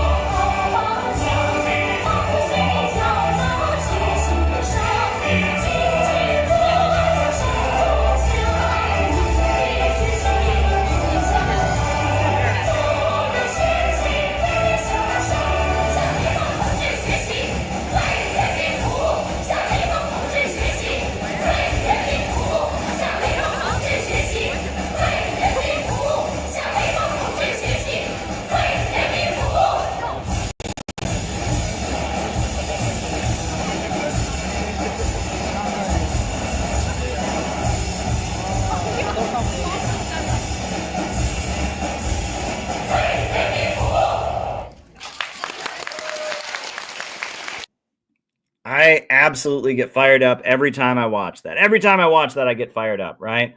That is absolutely inspiring. And the lyrics to the song are actually really great. Know where you came from, know where you're going, right? I mean, it's really great. Maybe I can find a version of the song with English lyrics on the screen. I mean, it doesn't translate very well. There's no one singing it in English, but there are, translations, like lyrics below. So why don't we do that? I will put on, if I can find it, I will put on a version with the lyrics in English down below. But yes, clock is ticking. We do want to reach our goal. And so we can play the new China song. We're trying to get, here it is with the lyrics in English so you can know what they're saying, right?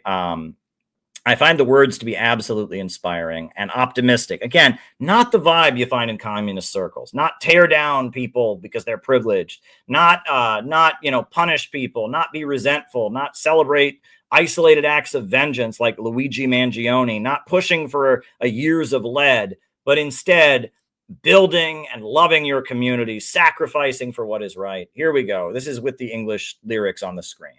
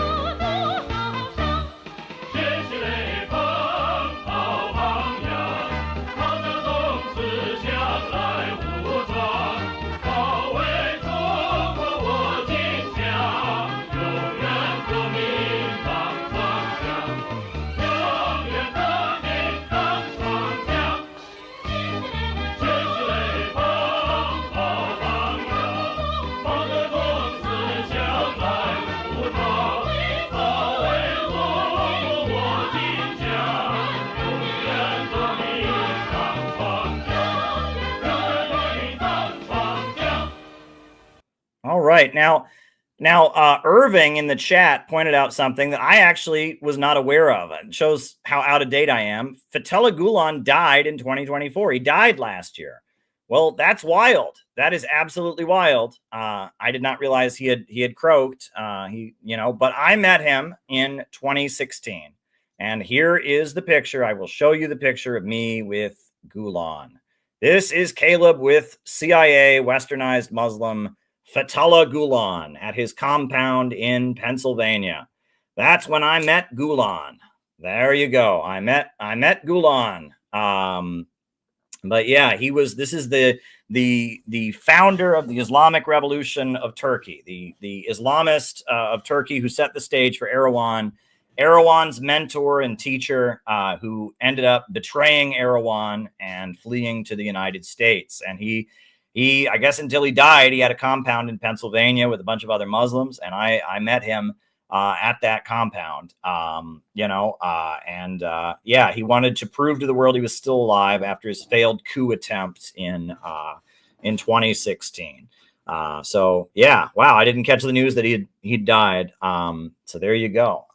But yeah, when I went to the compound, I learned all about his group. They talked about, some of his closest advisors, how they got recruited, how they had a magazine in Turkey all about how Muslims can use computers and all kinds of stuff. And yeah, I've been some places, I've done some shit, but there you go. All right.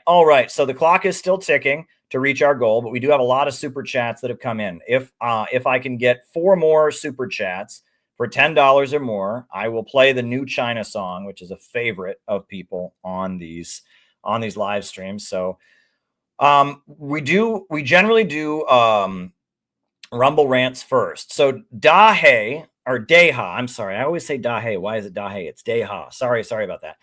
Deha says, thank you for educating us on the deep state role behind the arrest of Mahmoud Khalil and past media narratives. Yeah, I mean, it's important to talk about this, right? And I don't support arresting Mahmoud Khalil. Please do not get me wrong, because it sets a really, really dangerous precedent. The idea you can deport somebody because of their political views, not good. Not good. And I support him on that grounds. I don't care. He could be the worst person in the world. I would support him. And let me just throw this out there. There are so many Trump supporters that are supporting Thomas Massie. And there are so many Trump supporters that are supporting Mahmoud Khalil. Ann Coulter supports Mahmoud Khalil. So if someone's telling you, oh, MAGA's a cult, anyone who would vote for Donald Trump is a big racist who never thinks for themselves. Ann Coulter is one of the most anti-Islamic, bigoted people out there. And even she's a Trumper, and she said, I support Mahmoud Khalil, right? Candace Owens, big Trump supporter, not a big fan of Israel. She supports Mahmoud Khalil, right? And Thomas Massie, Donald Trump himself, condemned Thomas Massie, said Thomas Massie needs to be primaried. I don't like Thomas Massie.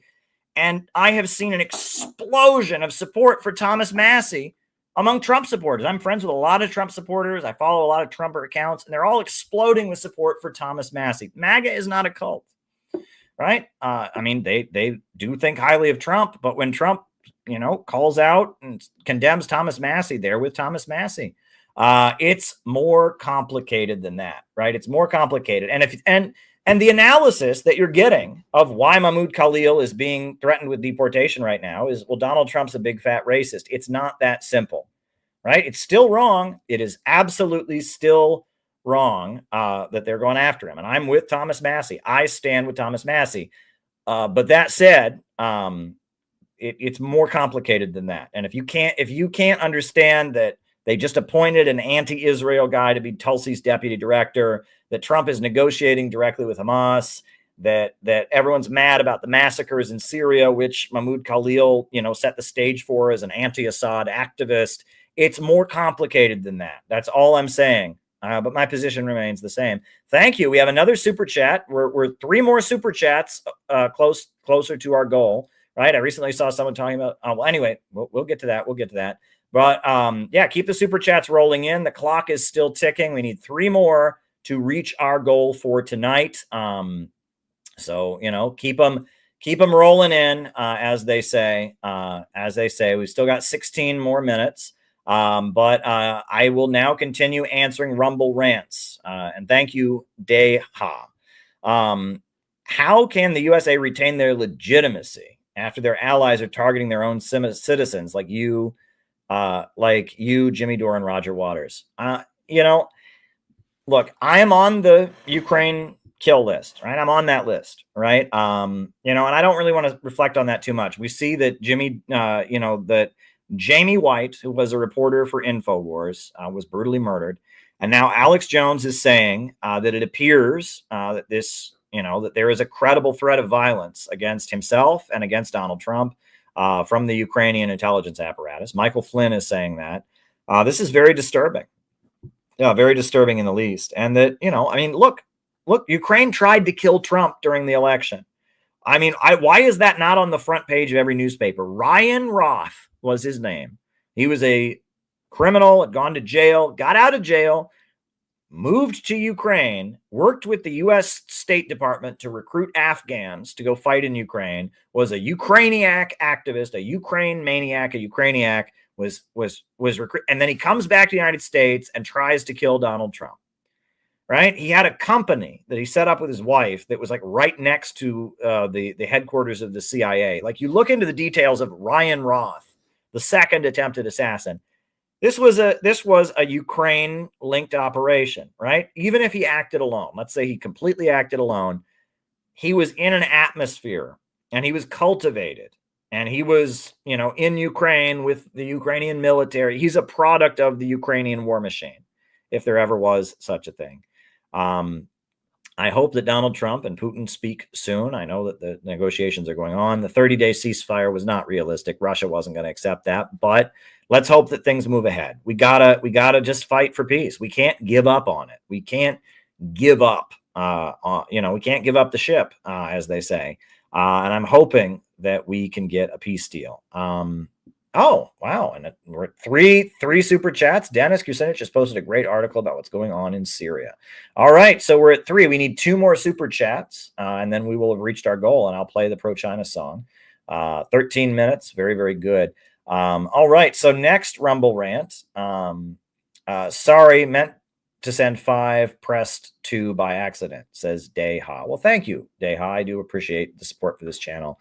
It is important. This channel, it's, I live in New York City where the rent is too damn high. I have an extra home office, which maybe somewhere else that would be reasonably priced, but not in New York City. Having an extra bedroom in New York City and Brooklyn, you're killing me, Smalls. So you all supporting this channel is very, very much appreciated. I am surviving right now. I'm not working at RT, but I have an arrangement where I'm able to, survive. I'm not destitute. Hopefully the sanctions are lifted and I can work for RT again. But that's not legal at the times. It's not legal at this time. So I'm getting by. I'm doing the best I can, and dare to struggle, dare to win. So thank you all for your support. It is really appreciated.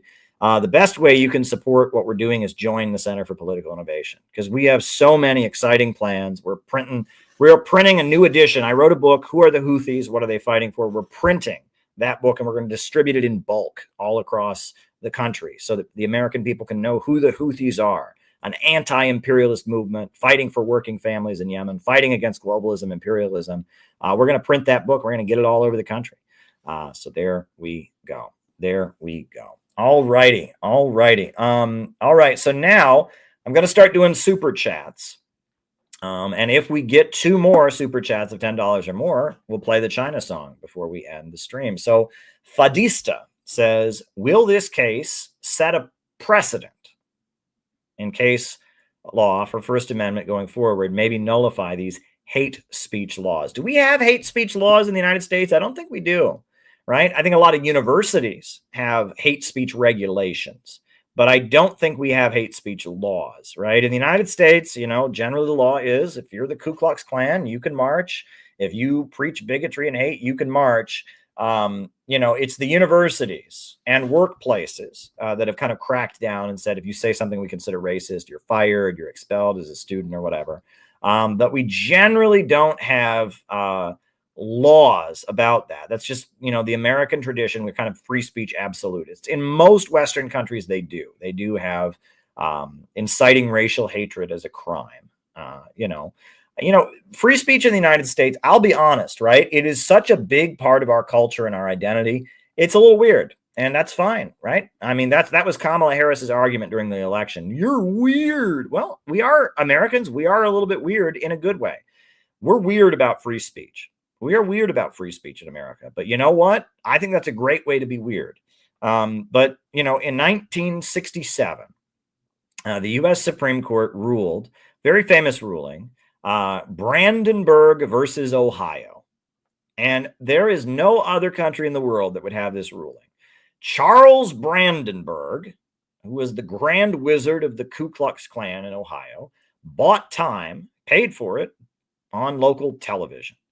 And in his paid-for broadcast, he called for acts of revengeance against elected officials who voted for the Civil Rights Act. Now, so on television, this Ku Klux Klan guy called for, members of Congress to be violently attacked. Any other country in the world says you can't do that. Charles Brandenburg took it to the U.S. Supreme Court, and they said that he could. And they said he didn't name a specific act. He didn't name a specific person. And he didn't threaten anybody. He just said there should be acts of revengeance. And revengeance is not a word in the English language. It's a word he made up because he's not a smart guy. He's, Ku Klux Klan. And the Supreme Court said, you know what? If you want to get on TV and call for acts of revengeance against elected officials, you can do that. Now, I don't know any other country in the world that would allow that. That's pretty weird.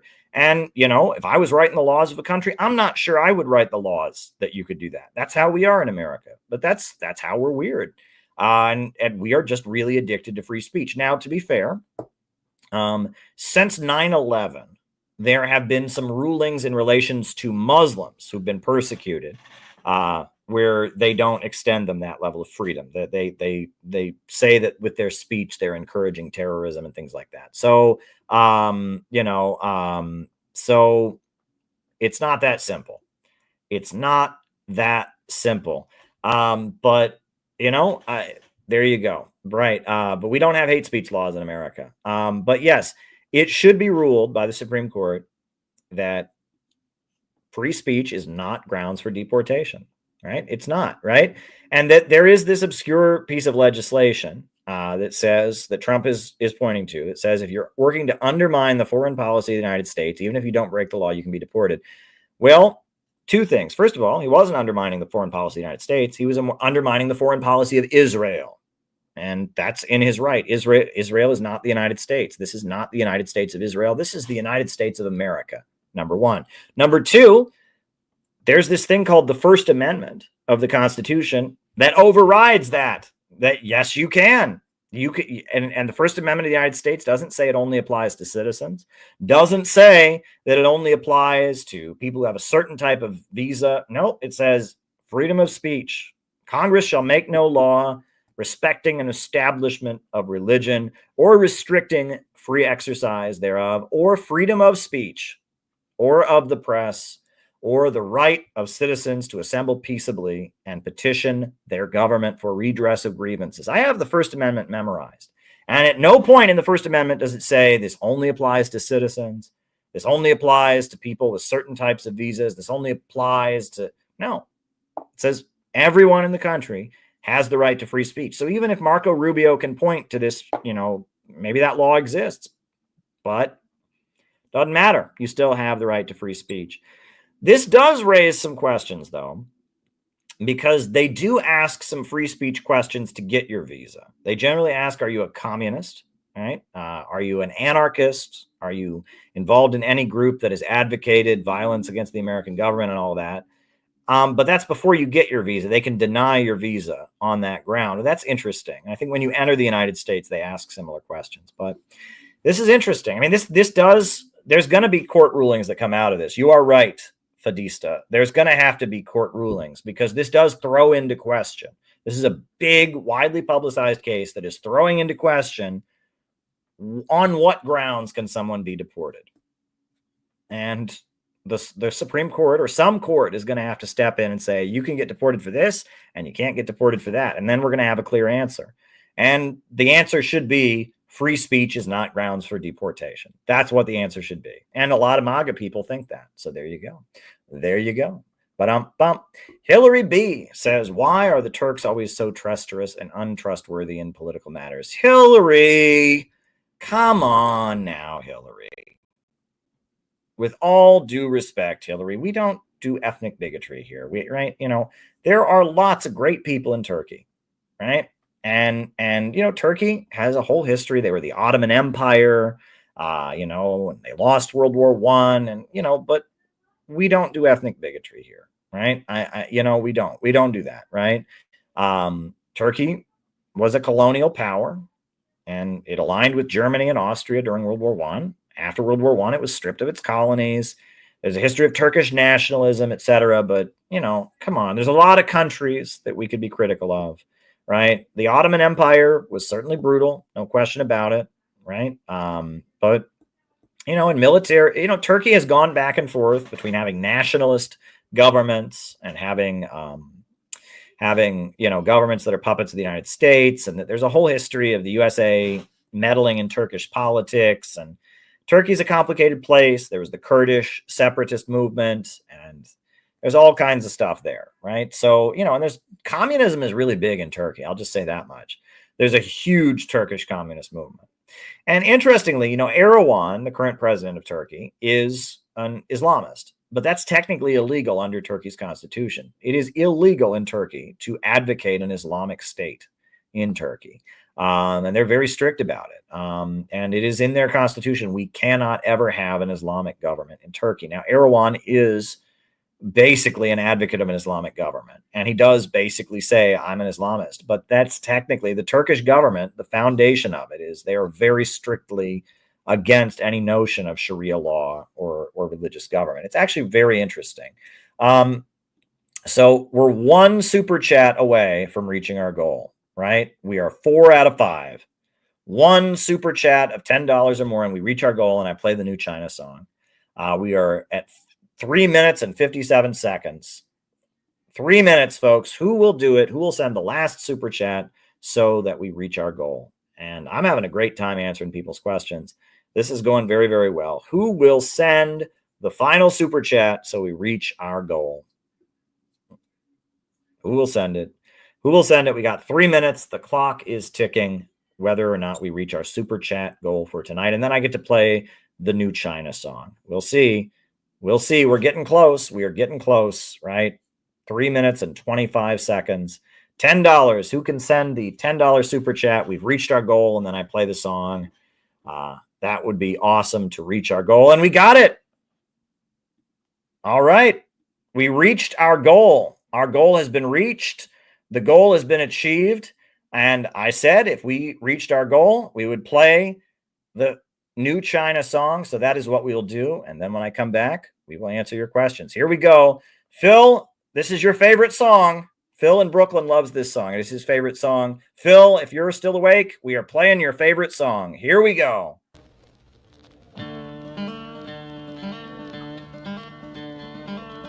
Got to the border, we began to walk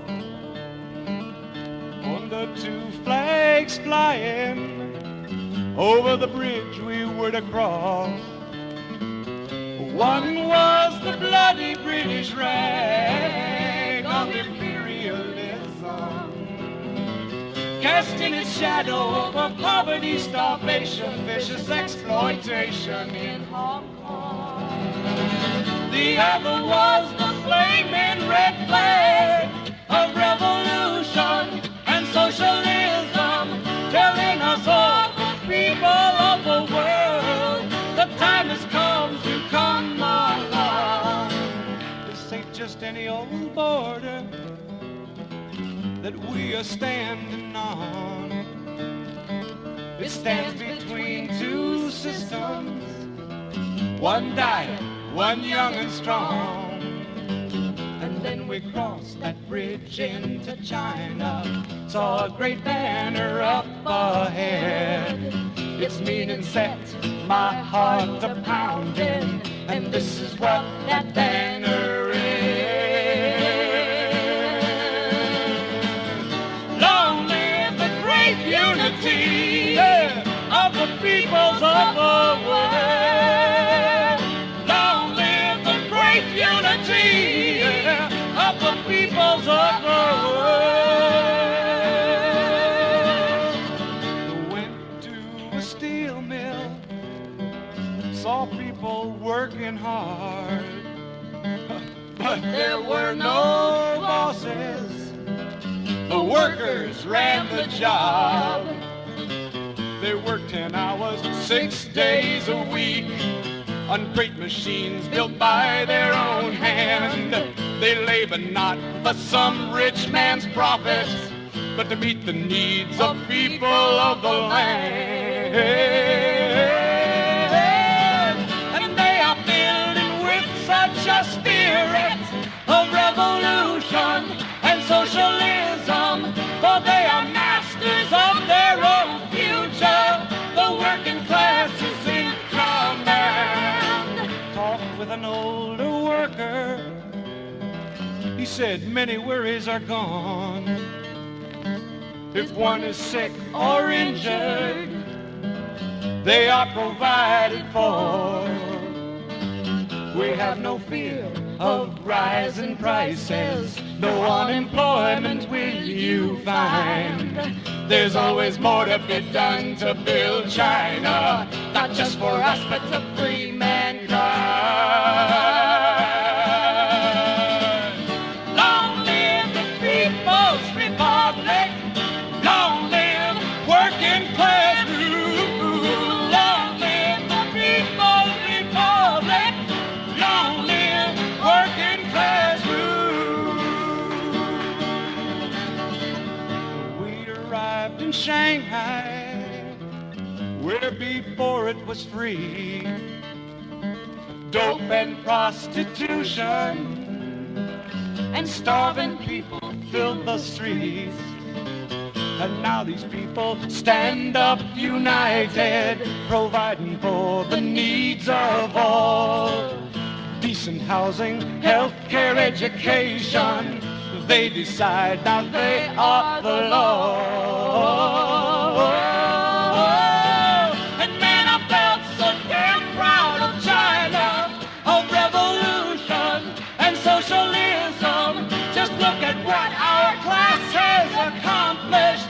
Just look at what the struggle has won. We talked with men and women, now working side by side, about our many struggles for freedom so long denied.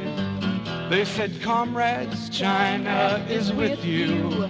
This is your country as well as ours.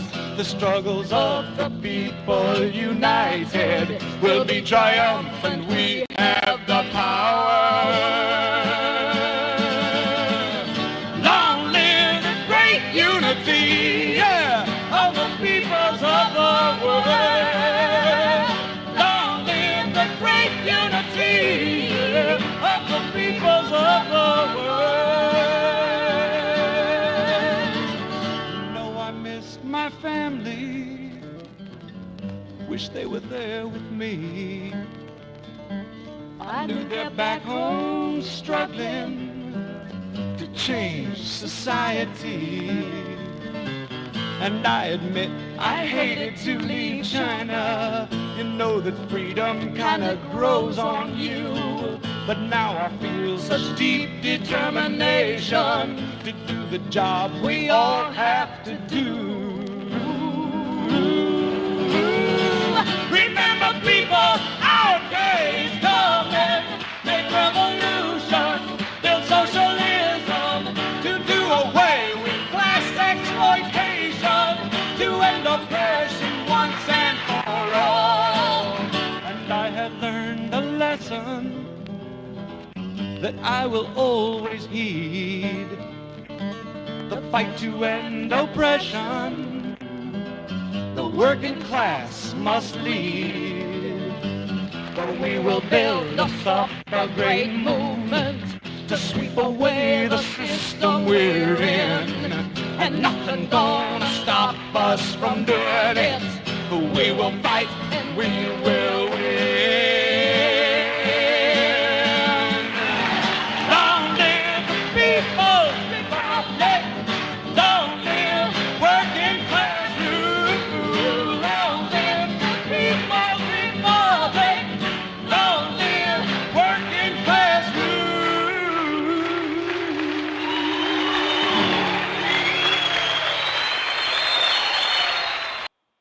All right. Thank you, everybody who helped us reach our goal. And now I will answer the super chats. How many super chats do we need to send to get you to sing a song?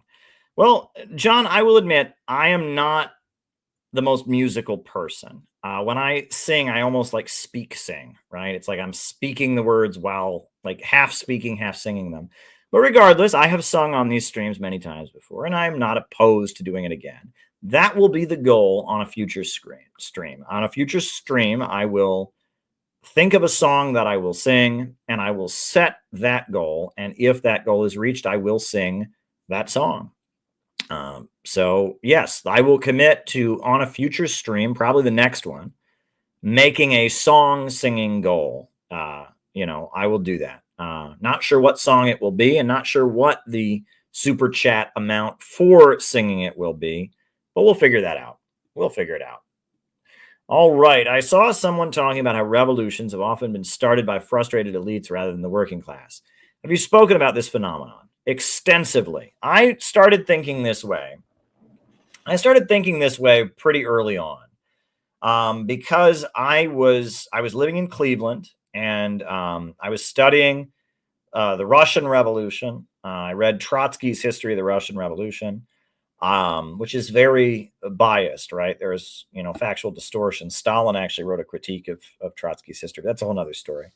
I read Trotsky's History of the Russian Revolution. I read Nelson Peary's book, from racial division to class unity, about racism in American history. And I also read Nelson Peary's two autobiographies, Black Radical, and Black Fire.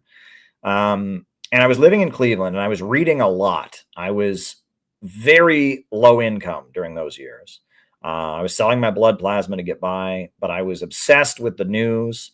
Obama had just been elected, and I had read the history of the civil rights movement from Nelson Peary, and I had read the history of the Russian Revolution by Trotsky. And I remember saying to my roommate, revolutions always begin as a fight within the ruling class. And that's what I realized. I said, revolutions always start as a fight within the ruling class that then expands to the population overall. And the ruling class are fighting with each other. They recruit working people to be their foot soldiers in the fight. And that's how revolutions begin. And I said that back in 2010. And my roommate, I mean, he was kind of new to communism at that point. And he was just like, okay. But then I said that to other communists that I knew, and they said, well, no. We're for working class independence, right? We're for class independence. We're not for an alliance with any faction of the ruling class. We don't want a popular front. We want a working class united front. We're for class independence, class for itself. And that was the line. But it didn't seem right to me. And the book that I wrote, which you can, the audiobook is for free online. You can read it. And, this book that I wrote, I spent years investigating what Bonapartism is and all of that. And this book, Where is America Going? This book goes into great detail about that very concept, about divisions in the ruling class, creating the openings to build a mass movement. And that is something that is, you look at it, what was the defining event that ultimately led Mao to coming to power? What was it? It was the Golden Yawn, right? That Chiang Kai-shek, in his final years in power, he had this great idea that he was going to launch a new paper currency. And so he forced all the rich people of China to turn over their gold in exchange for this paper currency. And they even arrested rich people who refused to turn over their gold. And he gave all the rich people paper, worthless paper, in exchange for their gold. And then the paper currency crashed. And at that point, many of China's millionaires, many of its wealthiest people said, you know what, anybody's better than this asshole. And there was an agreement when the Chinese Communist Party came to power that their property wouldn't be touched. And if you read, I think I have, do I have it here? It's a book that was published like right after the Chinese Communist Party. Yeah, The Chinese Economy by Adler. Right. This book was published before the Cultural Revolution. This book was published in 1957. Right. The Chinese Communist Party came to power in 1949. This book was published in 1957. And in this book, Chinese Economy by Salman Adler, he went over to China and reported about how they're reorganizing the economy. And under the new democratic revolution, the billionaires, there were no billionaires, but the millionaires of China never had their property redistributed, not until the 60s. Right. And for the first 10 years of the revolution, they did not redistribute any Chinese people's property. They redistributed land. They gave land to the peasants, but they did not seize any factories. They did not private, they started building state-run factories with Soviet assistance, but they let the capitalists of China just be capitalists, for the first 10 years. And, and when Mao came to power, he said, China is too poor to have communism. He said, we're going to have, we're going to build the new democratic economy or the new democratic revolution. You can read Mao's essay on new democracy. And it was basically, we're going to have a new democratic revolution. And they didn't start trying to have socialism in China until the early 60s with the Great Leap Forward. And that, I mean, these are all important things. And if there weren't many, many wealthy capitalists in China who had supported Mao, there never would have been a revolution. Divisions in the ruling class are generally what open the door. These things are really, really important. That's why we're innovationists. The word communist in America, it means bloody revolution against rich people. It means revenge. It means woke left people who are full of hate. It means, and we're not that. We are pro-growth.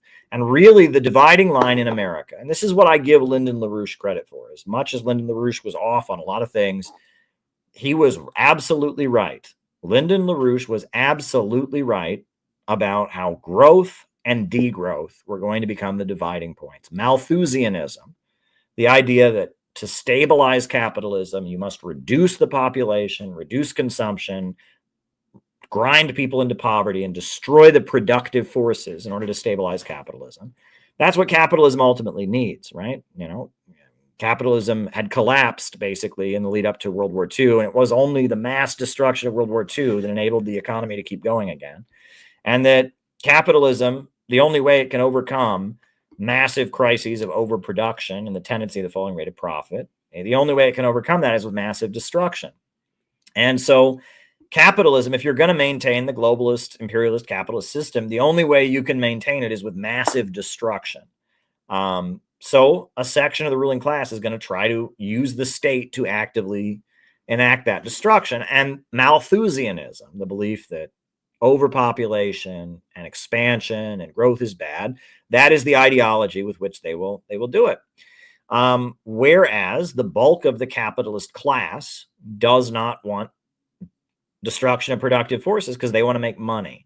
And that division between the Anglo-American establishment or the Eastern establishment that understands that the system needs degrowth and is going to actively mobilize to carry out fascist economics degrowth, and the bulk of the capitalist class that just wants economic expansion, and understanding that it takes a state that builds infrastructure and controls the banking and creates a national bank. It takes a state to build that understanding. That's LaRouche. He understood that back in the 60s. Back in the 1960s, Lyndon LaRouche, he came to the conclusion, he was a Trotskyite communist, a Marxist economist, and he came to the understanding that the new left that was emerging, the hippie counterculture, and the new left institutions were advocating Malthusianism and degrowth rather than Marxism. And that they were being funded by the CIA and by the Rockefellers and the ultra-rich to push degrowth. And he discovered that, and that put him at odds with the rest of the Marxist movement. Now, there's a long, complicated history. He eventually denounced Marxism and embraced the American school, Friedrich List and others. But that was LaRouche's understanding, and I think he was right about that. He was absolutely right about that. Now, it's a more complicated thing, but the reason that I do give Lyndon LaRouche credit is because that is what he discovered. And that discovery that he made in the 60s kind of defined his political orientation.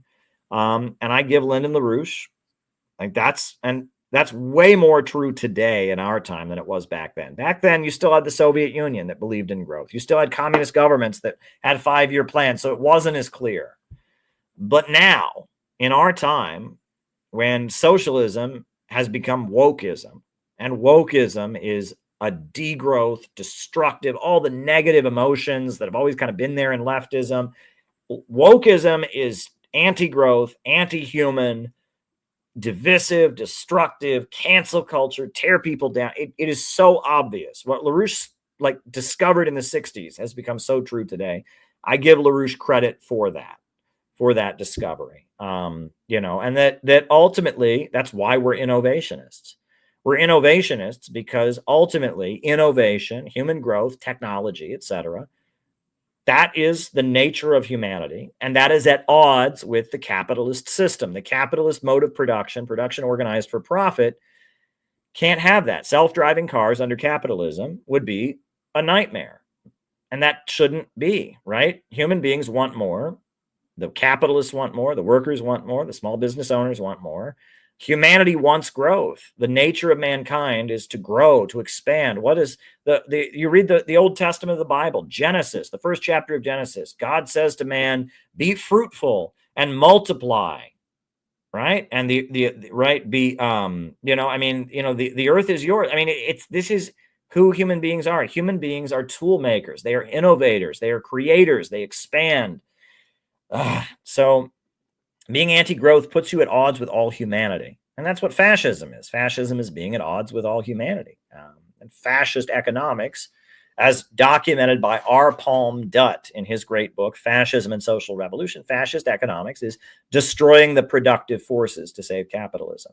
And that was the understanding that they had during the 1930s. Capitalism was naturally leading toward fascism. And fascism is an economic maneuver to move toward war, to drive down living standards, to destroy technology, etc., to stabilize capitalism with degrowth.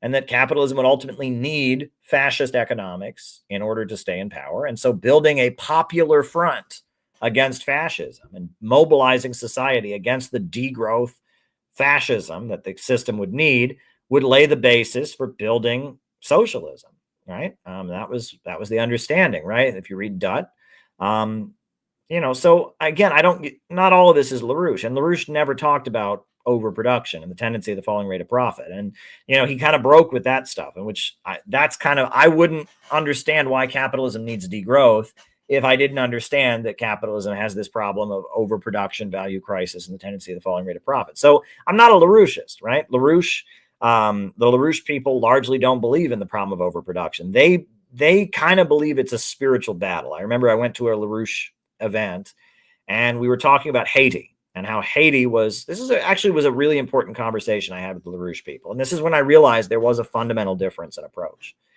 We were talking about Haiti. Haiti is a country that's under the dominion of U.S. imperialism. NATO destroyed their NAFTA destroyed their farming sector. It's an impoverished country. In Haiti, most people burn charcoal to heat their homes. They burn wood to heat their homes. And if the majority of the human race was living as Haitians live and burning charcoal to heat their homes, we would have deforested the planet many, many times over. But we don't, right? We've moved to higher energy sources. And so I was talking to the LaRouche people about this, and we were talking about why is it that the people in Haiti still heat their homes with charcoal? Why is this? And they said it's because of the oligarchical mindset of the British Empire. Right? The British Empire, they're not Platonists, they're Aristotelians, they have an oligarchical worldview. And I said, no, it's their economic interest. It's monopolism, right? That they want to keep countries underdeveloped so they can maintain their monopoly on the global market. And if Haiti was a prosperous country producing its own products, they wouldn't dominate the world market. And the LaRouche people said, no, what? Like the idea, in their mind, the problem of imperialism, which they point out, imperialism is degrowth. It is holding back development. Imperialism is rooted in ideas.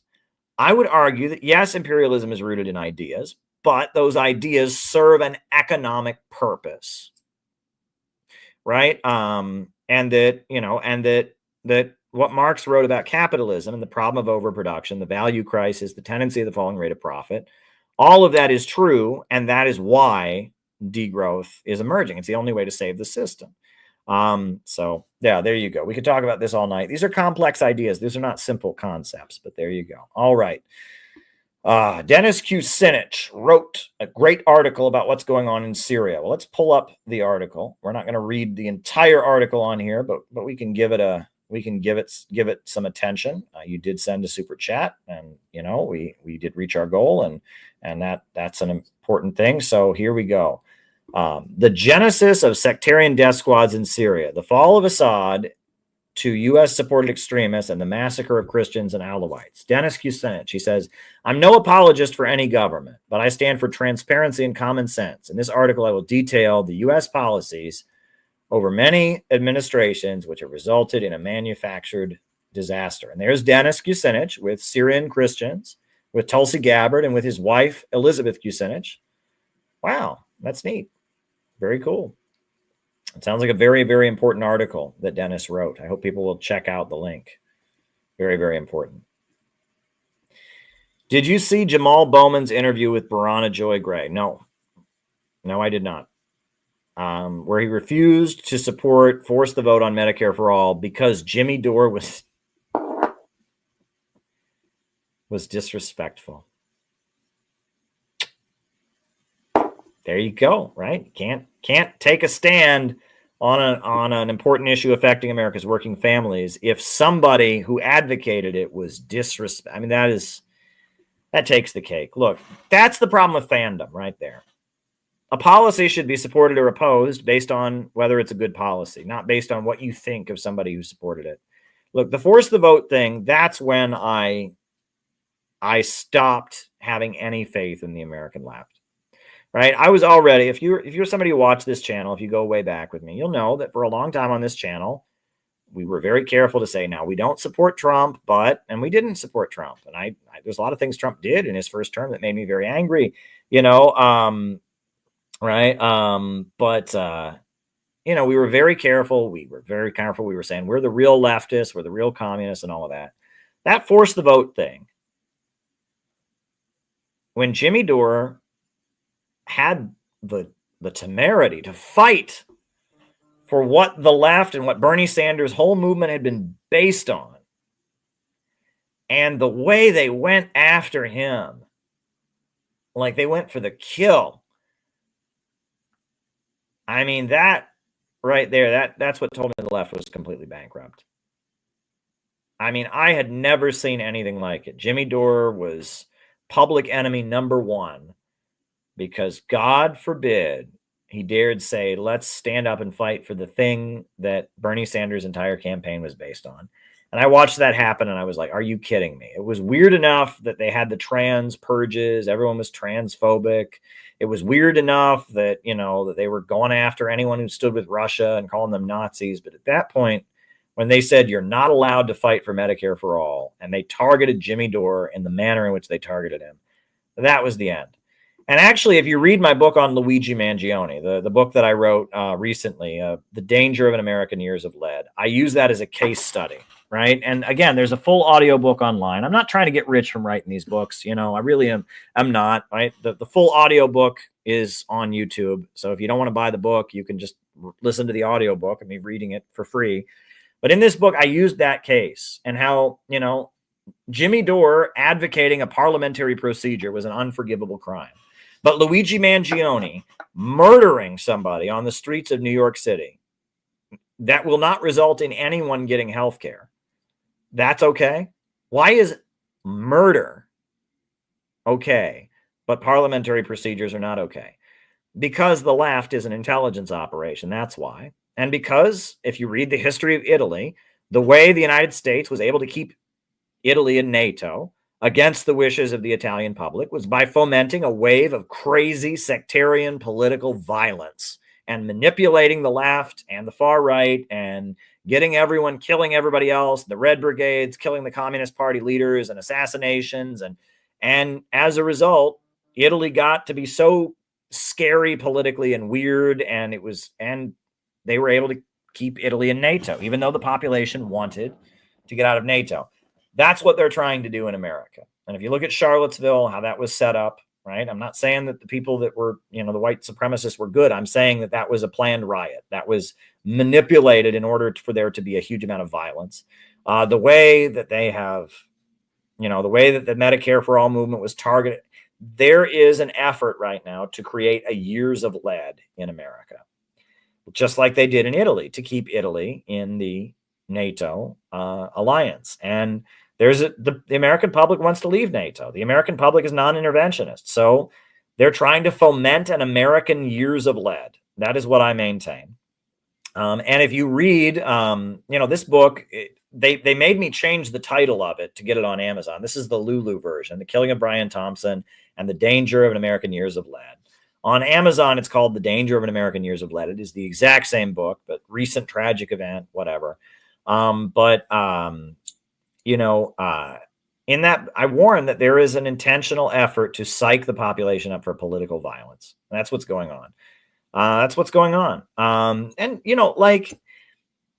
you can relate it in a weird way to what happened to our community, right?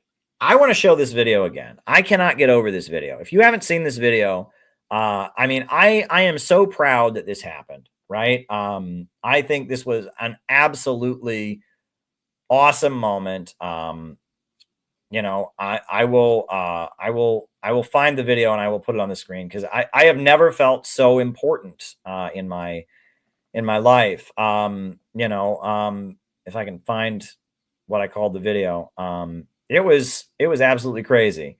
when we had a tiny workshop in Minneapolis, and there were a bunch of crazy woke protesters out in front. That was wild. But it's also a sign of things to come. It's not an accident, right? There wasn't an accident. The fact that we got targeted that way, this is, they went out of their way to find the location of our event so they could have their silly protest out in front. Again, there's intelligence stuff going on here, folks. I'm telling you, and they want sectarian violence. That's what they want. Let me see if I can find the video.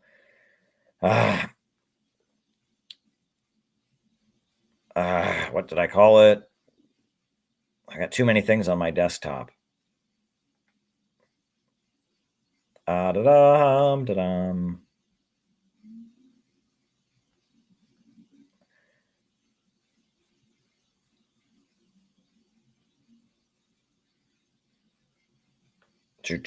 Trying to find the video for you all. Maybe I won't show it tonight. Maybe it won't work. Maybe I won't show it tonight. But yeah, what they did in Minneapolis, that was like, we have a tiny workshop of just our local people. We meet at a house, drink some coffee, have a couple classes about what we believe in CPI. And there's like a mob of people outside. Is that an accident? No, right? It's not an accident, right? So yeah, not an accident. So, there you go. There you go. All righty. Well, listen, and we did play the China song. Thank you for the super chat. It's been a fun show tonight. We're doing great stuff with CPI. I love all of you. This community that we have built is absolutely amazing. And I love all of you. Shout out to the Uhuru Movement's National Convention this weekend. Glad that we will be there and represented. Glad that we're official sponsors of it. And on that note, folks, I'm going to put on the closing music. We're out. We're out. Oh, real quick before we end, if you're watching this afterwards, if you're watching this, please leave a comment down below. We need more comments on the video. Please, more feedback, more comments. Shoot us a comment down below. Thanks. New upsurge in the struggle against U.S. imperialism is now emerging throughout the world. Ever since World War II, U.S. imperialism and its followers have been continuously launching wars of aggression. But the people of various countries have been continuously waging revolutionary wars to defeat their aggression. And while the danger of a new world war still exists, and the people of all countries must get prepared, revolution is the main trend in the world today.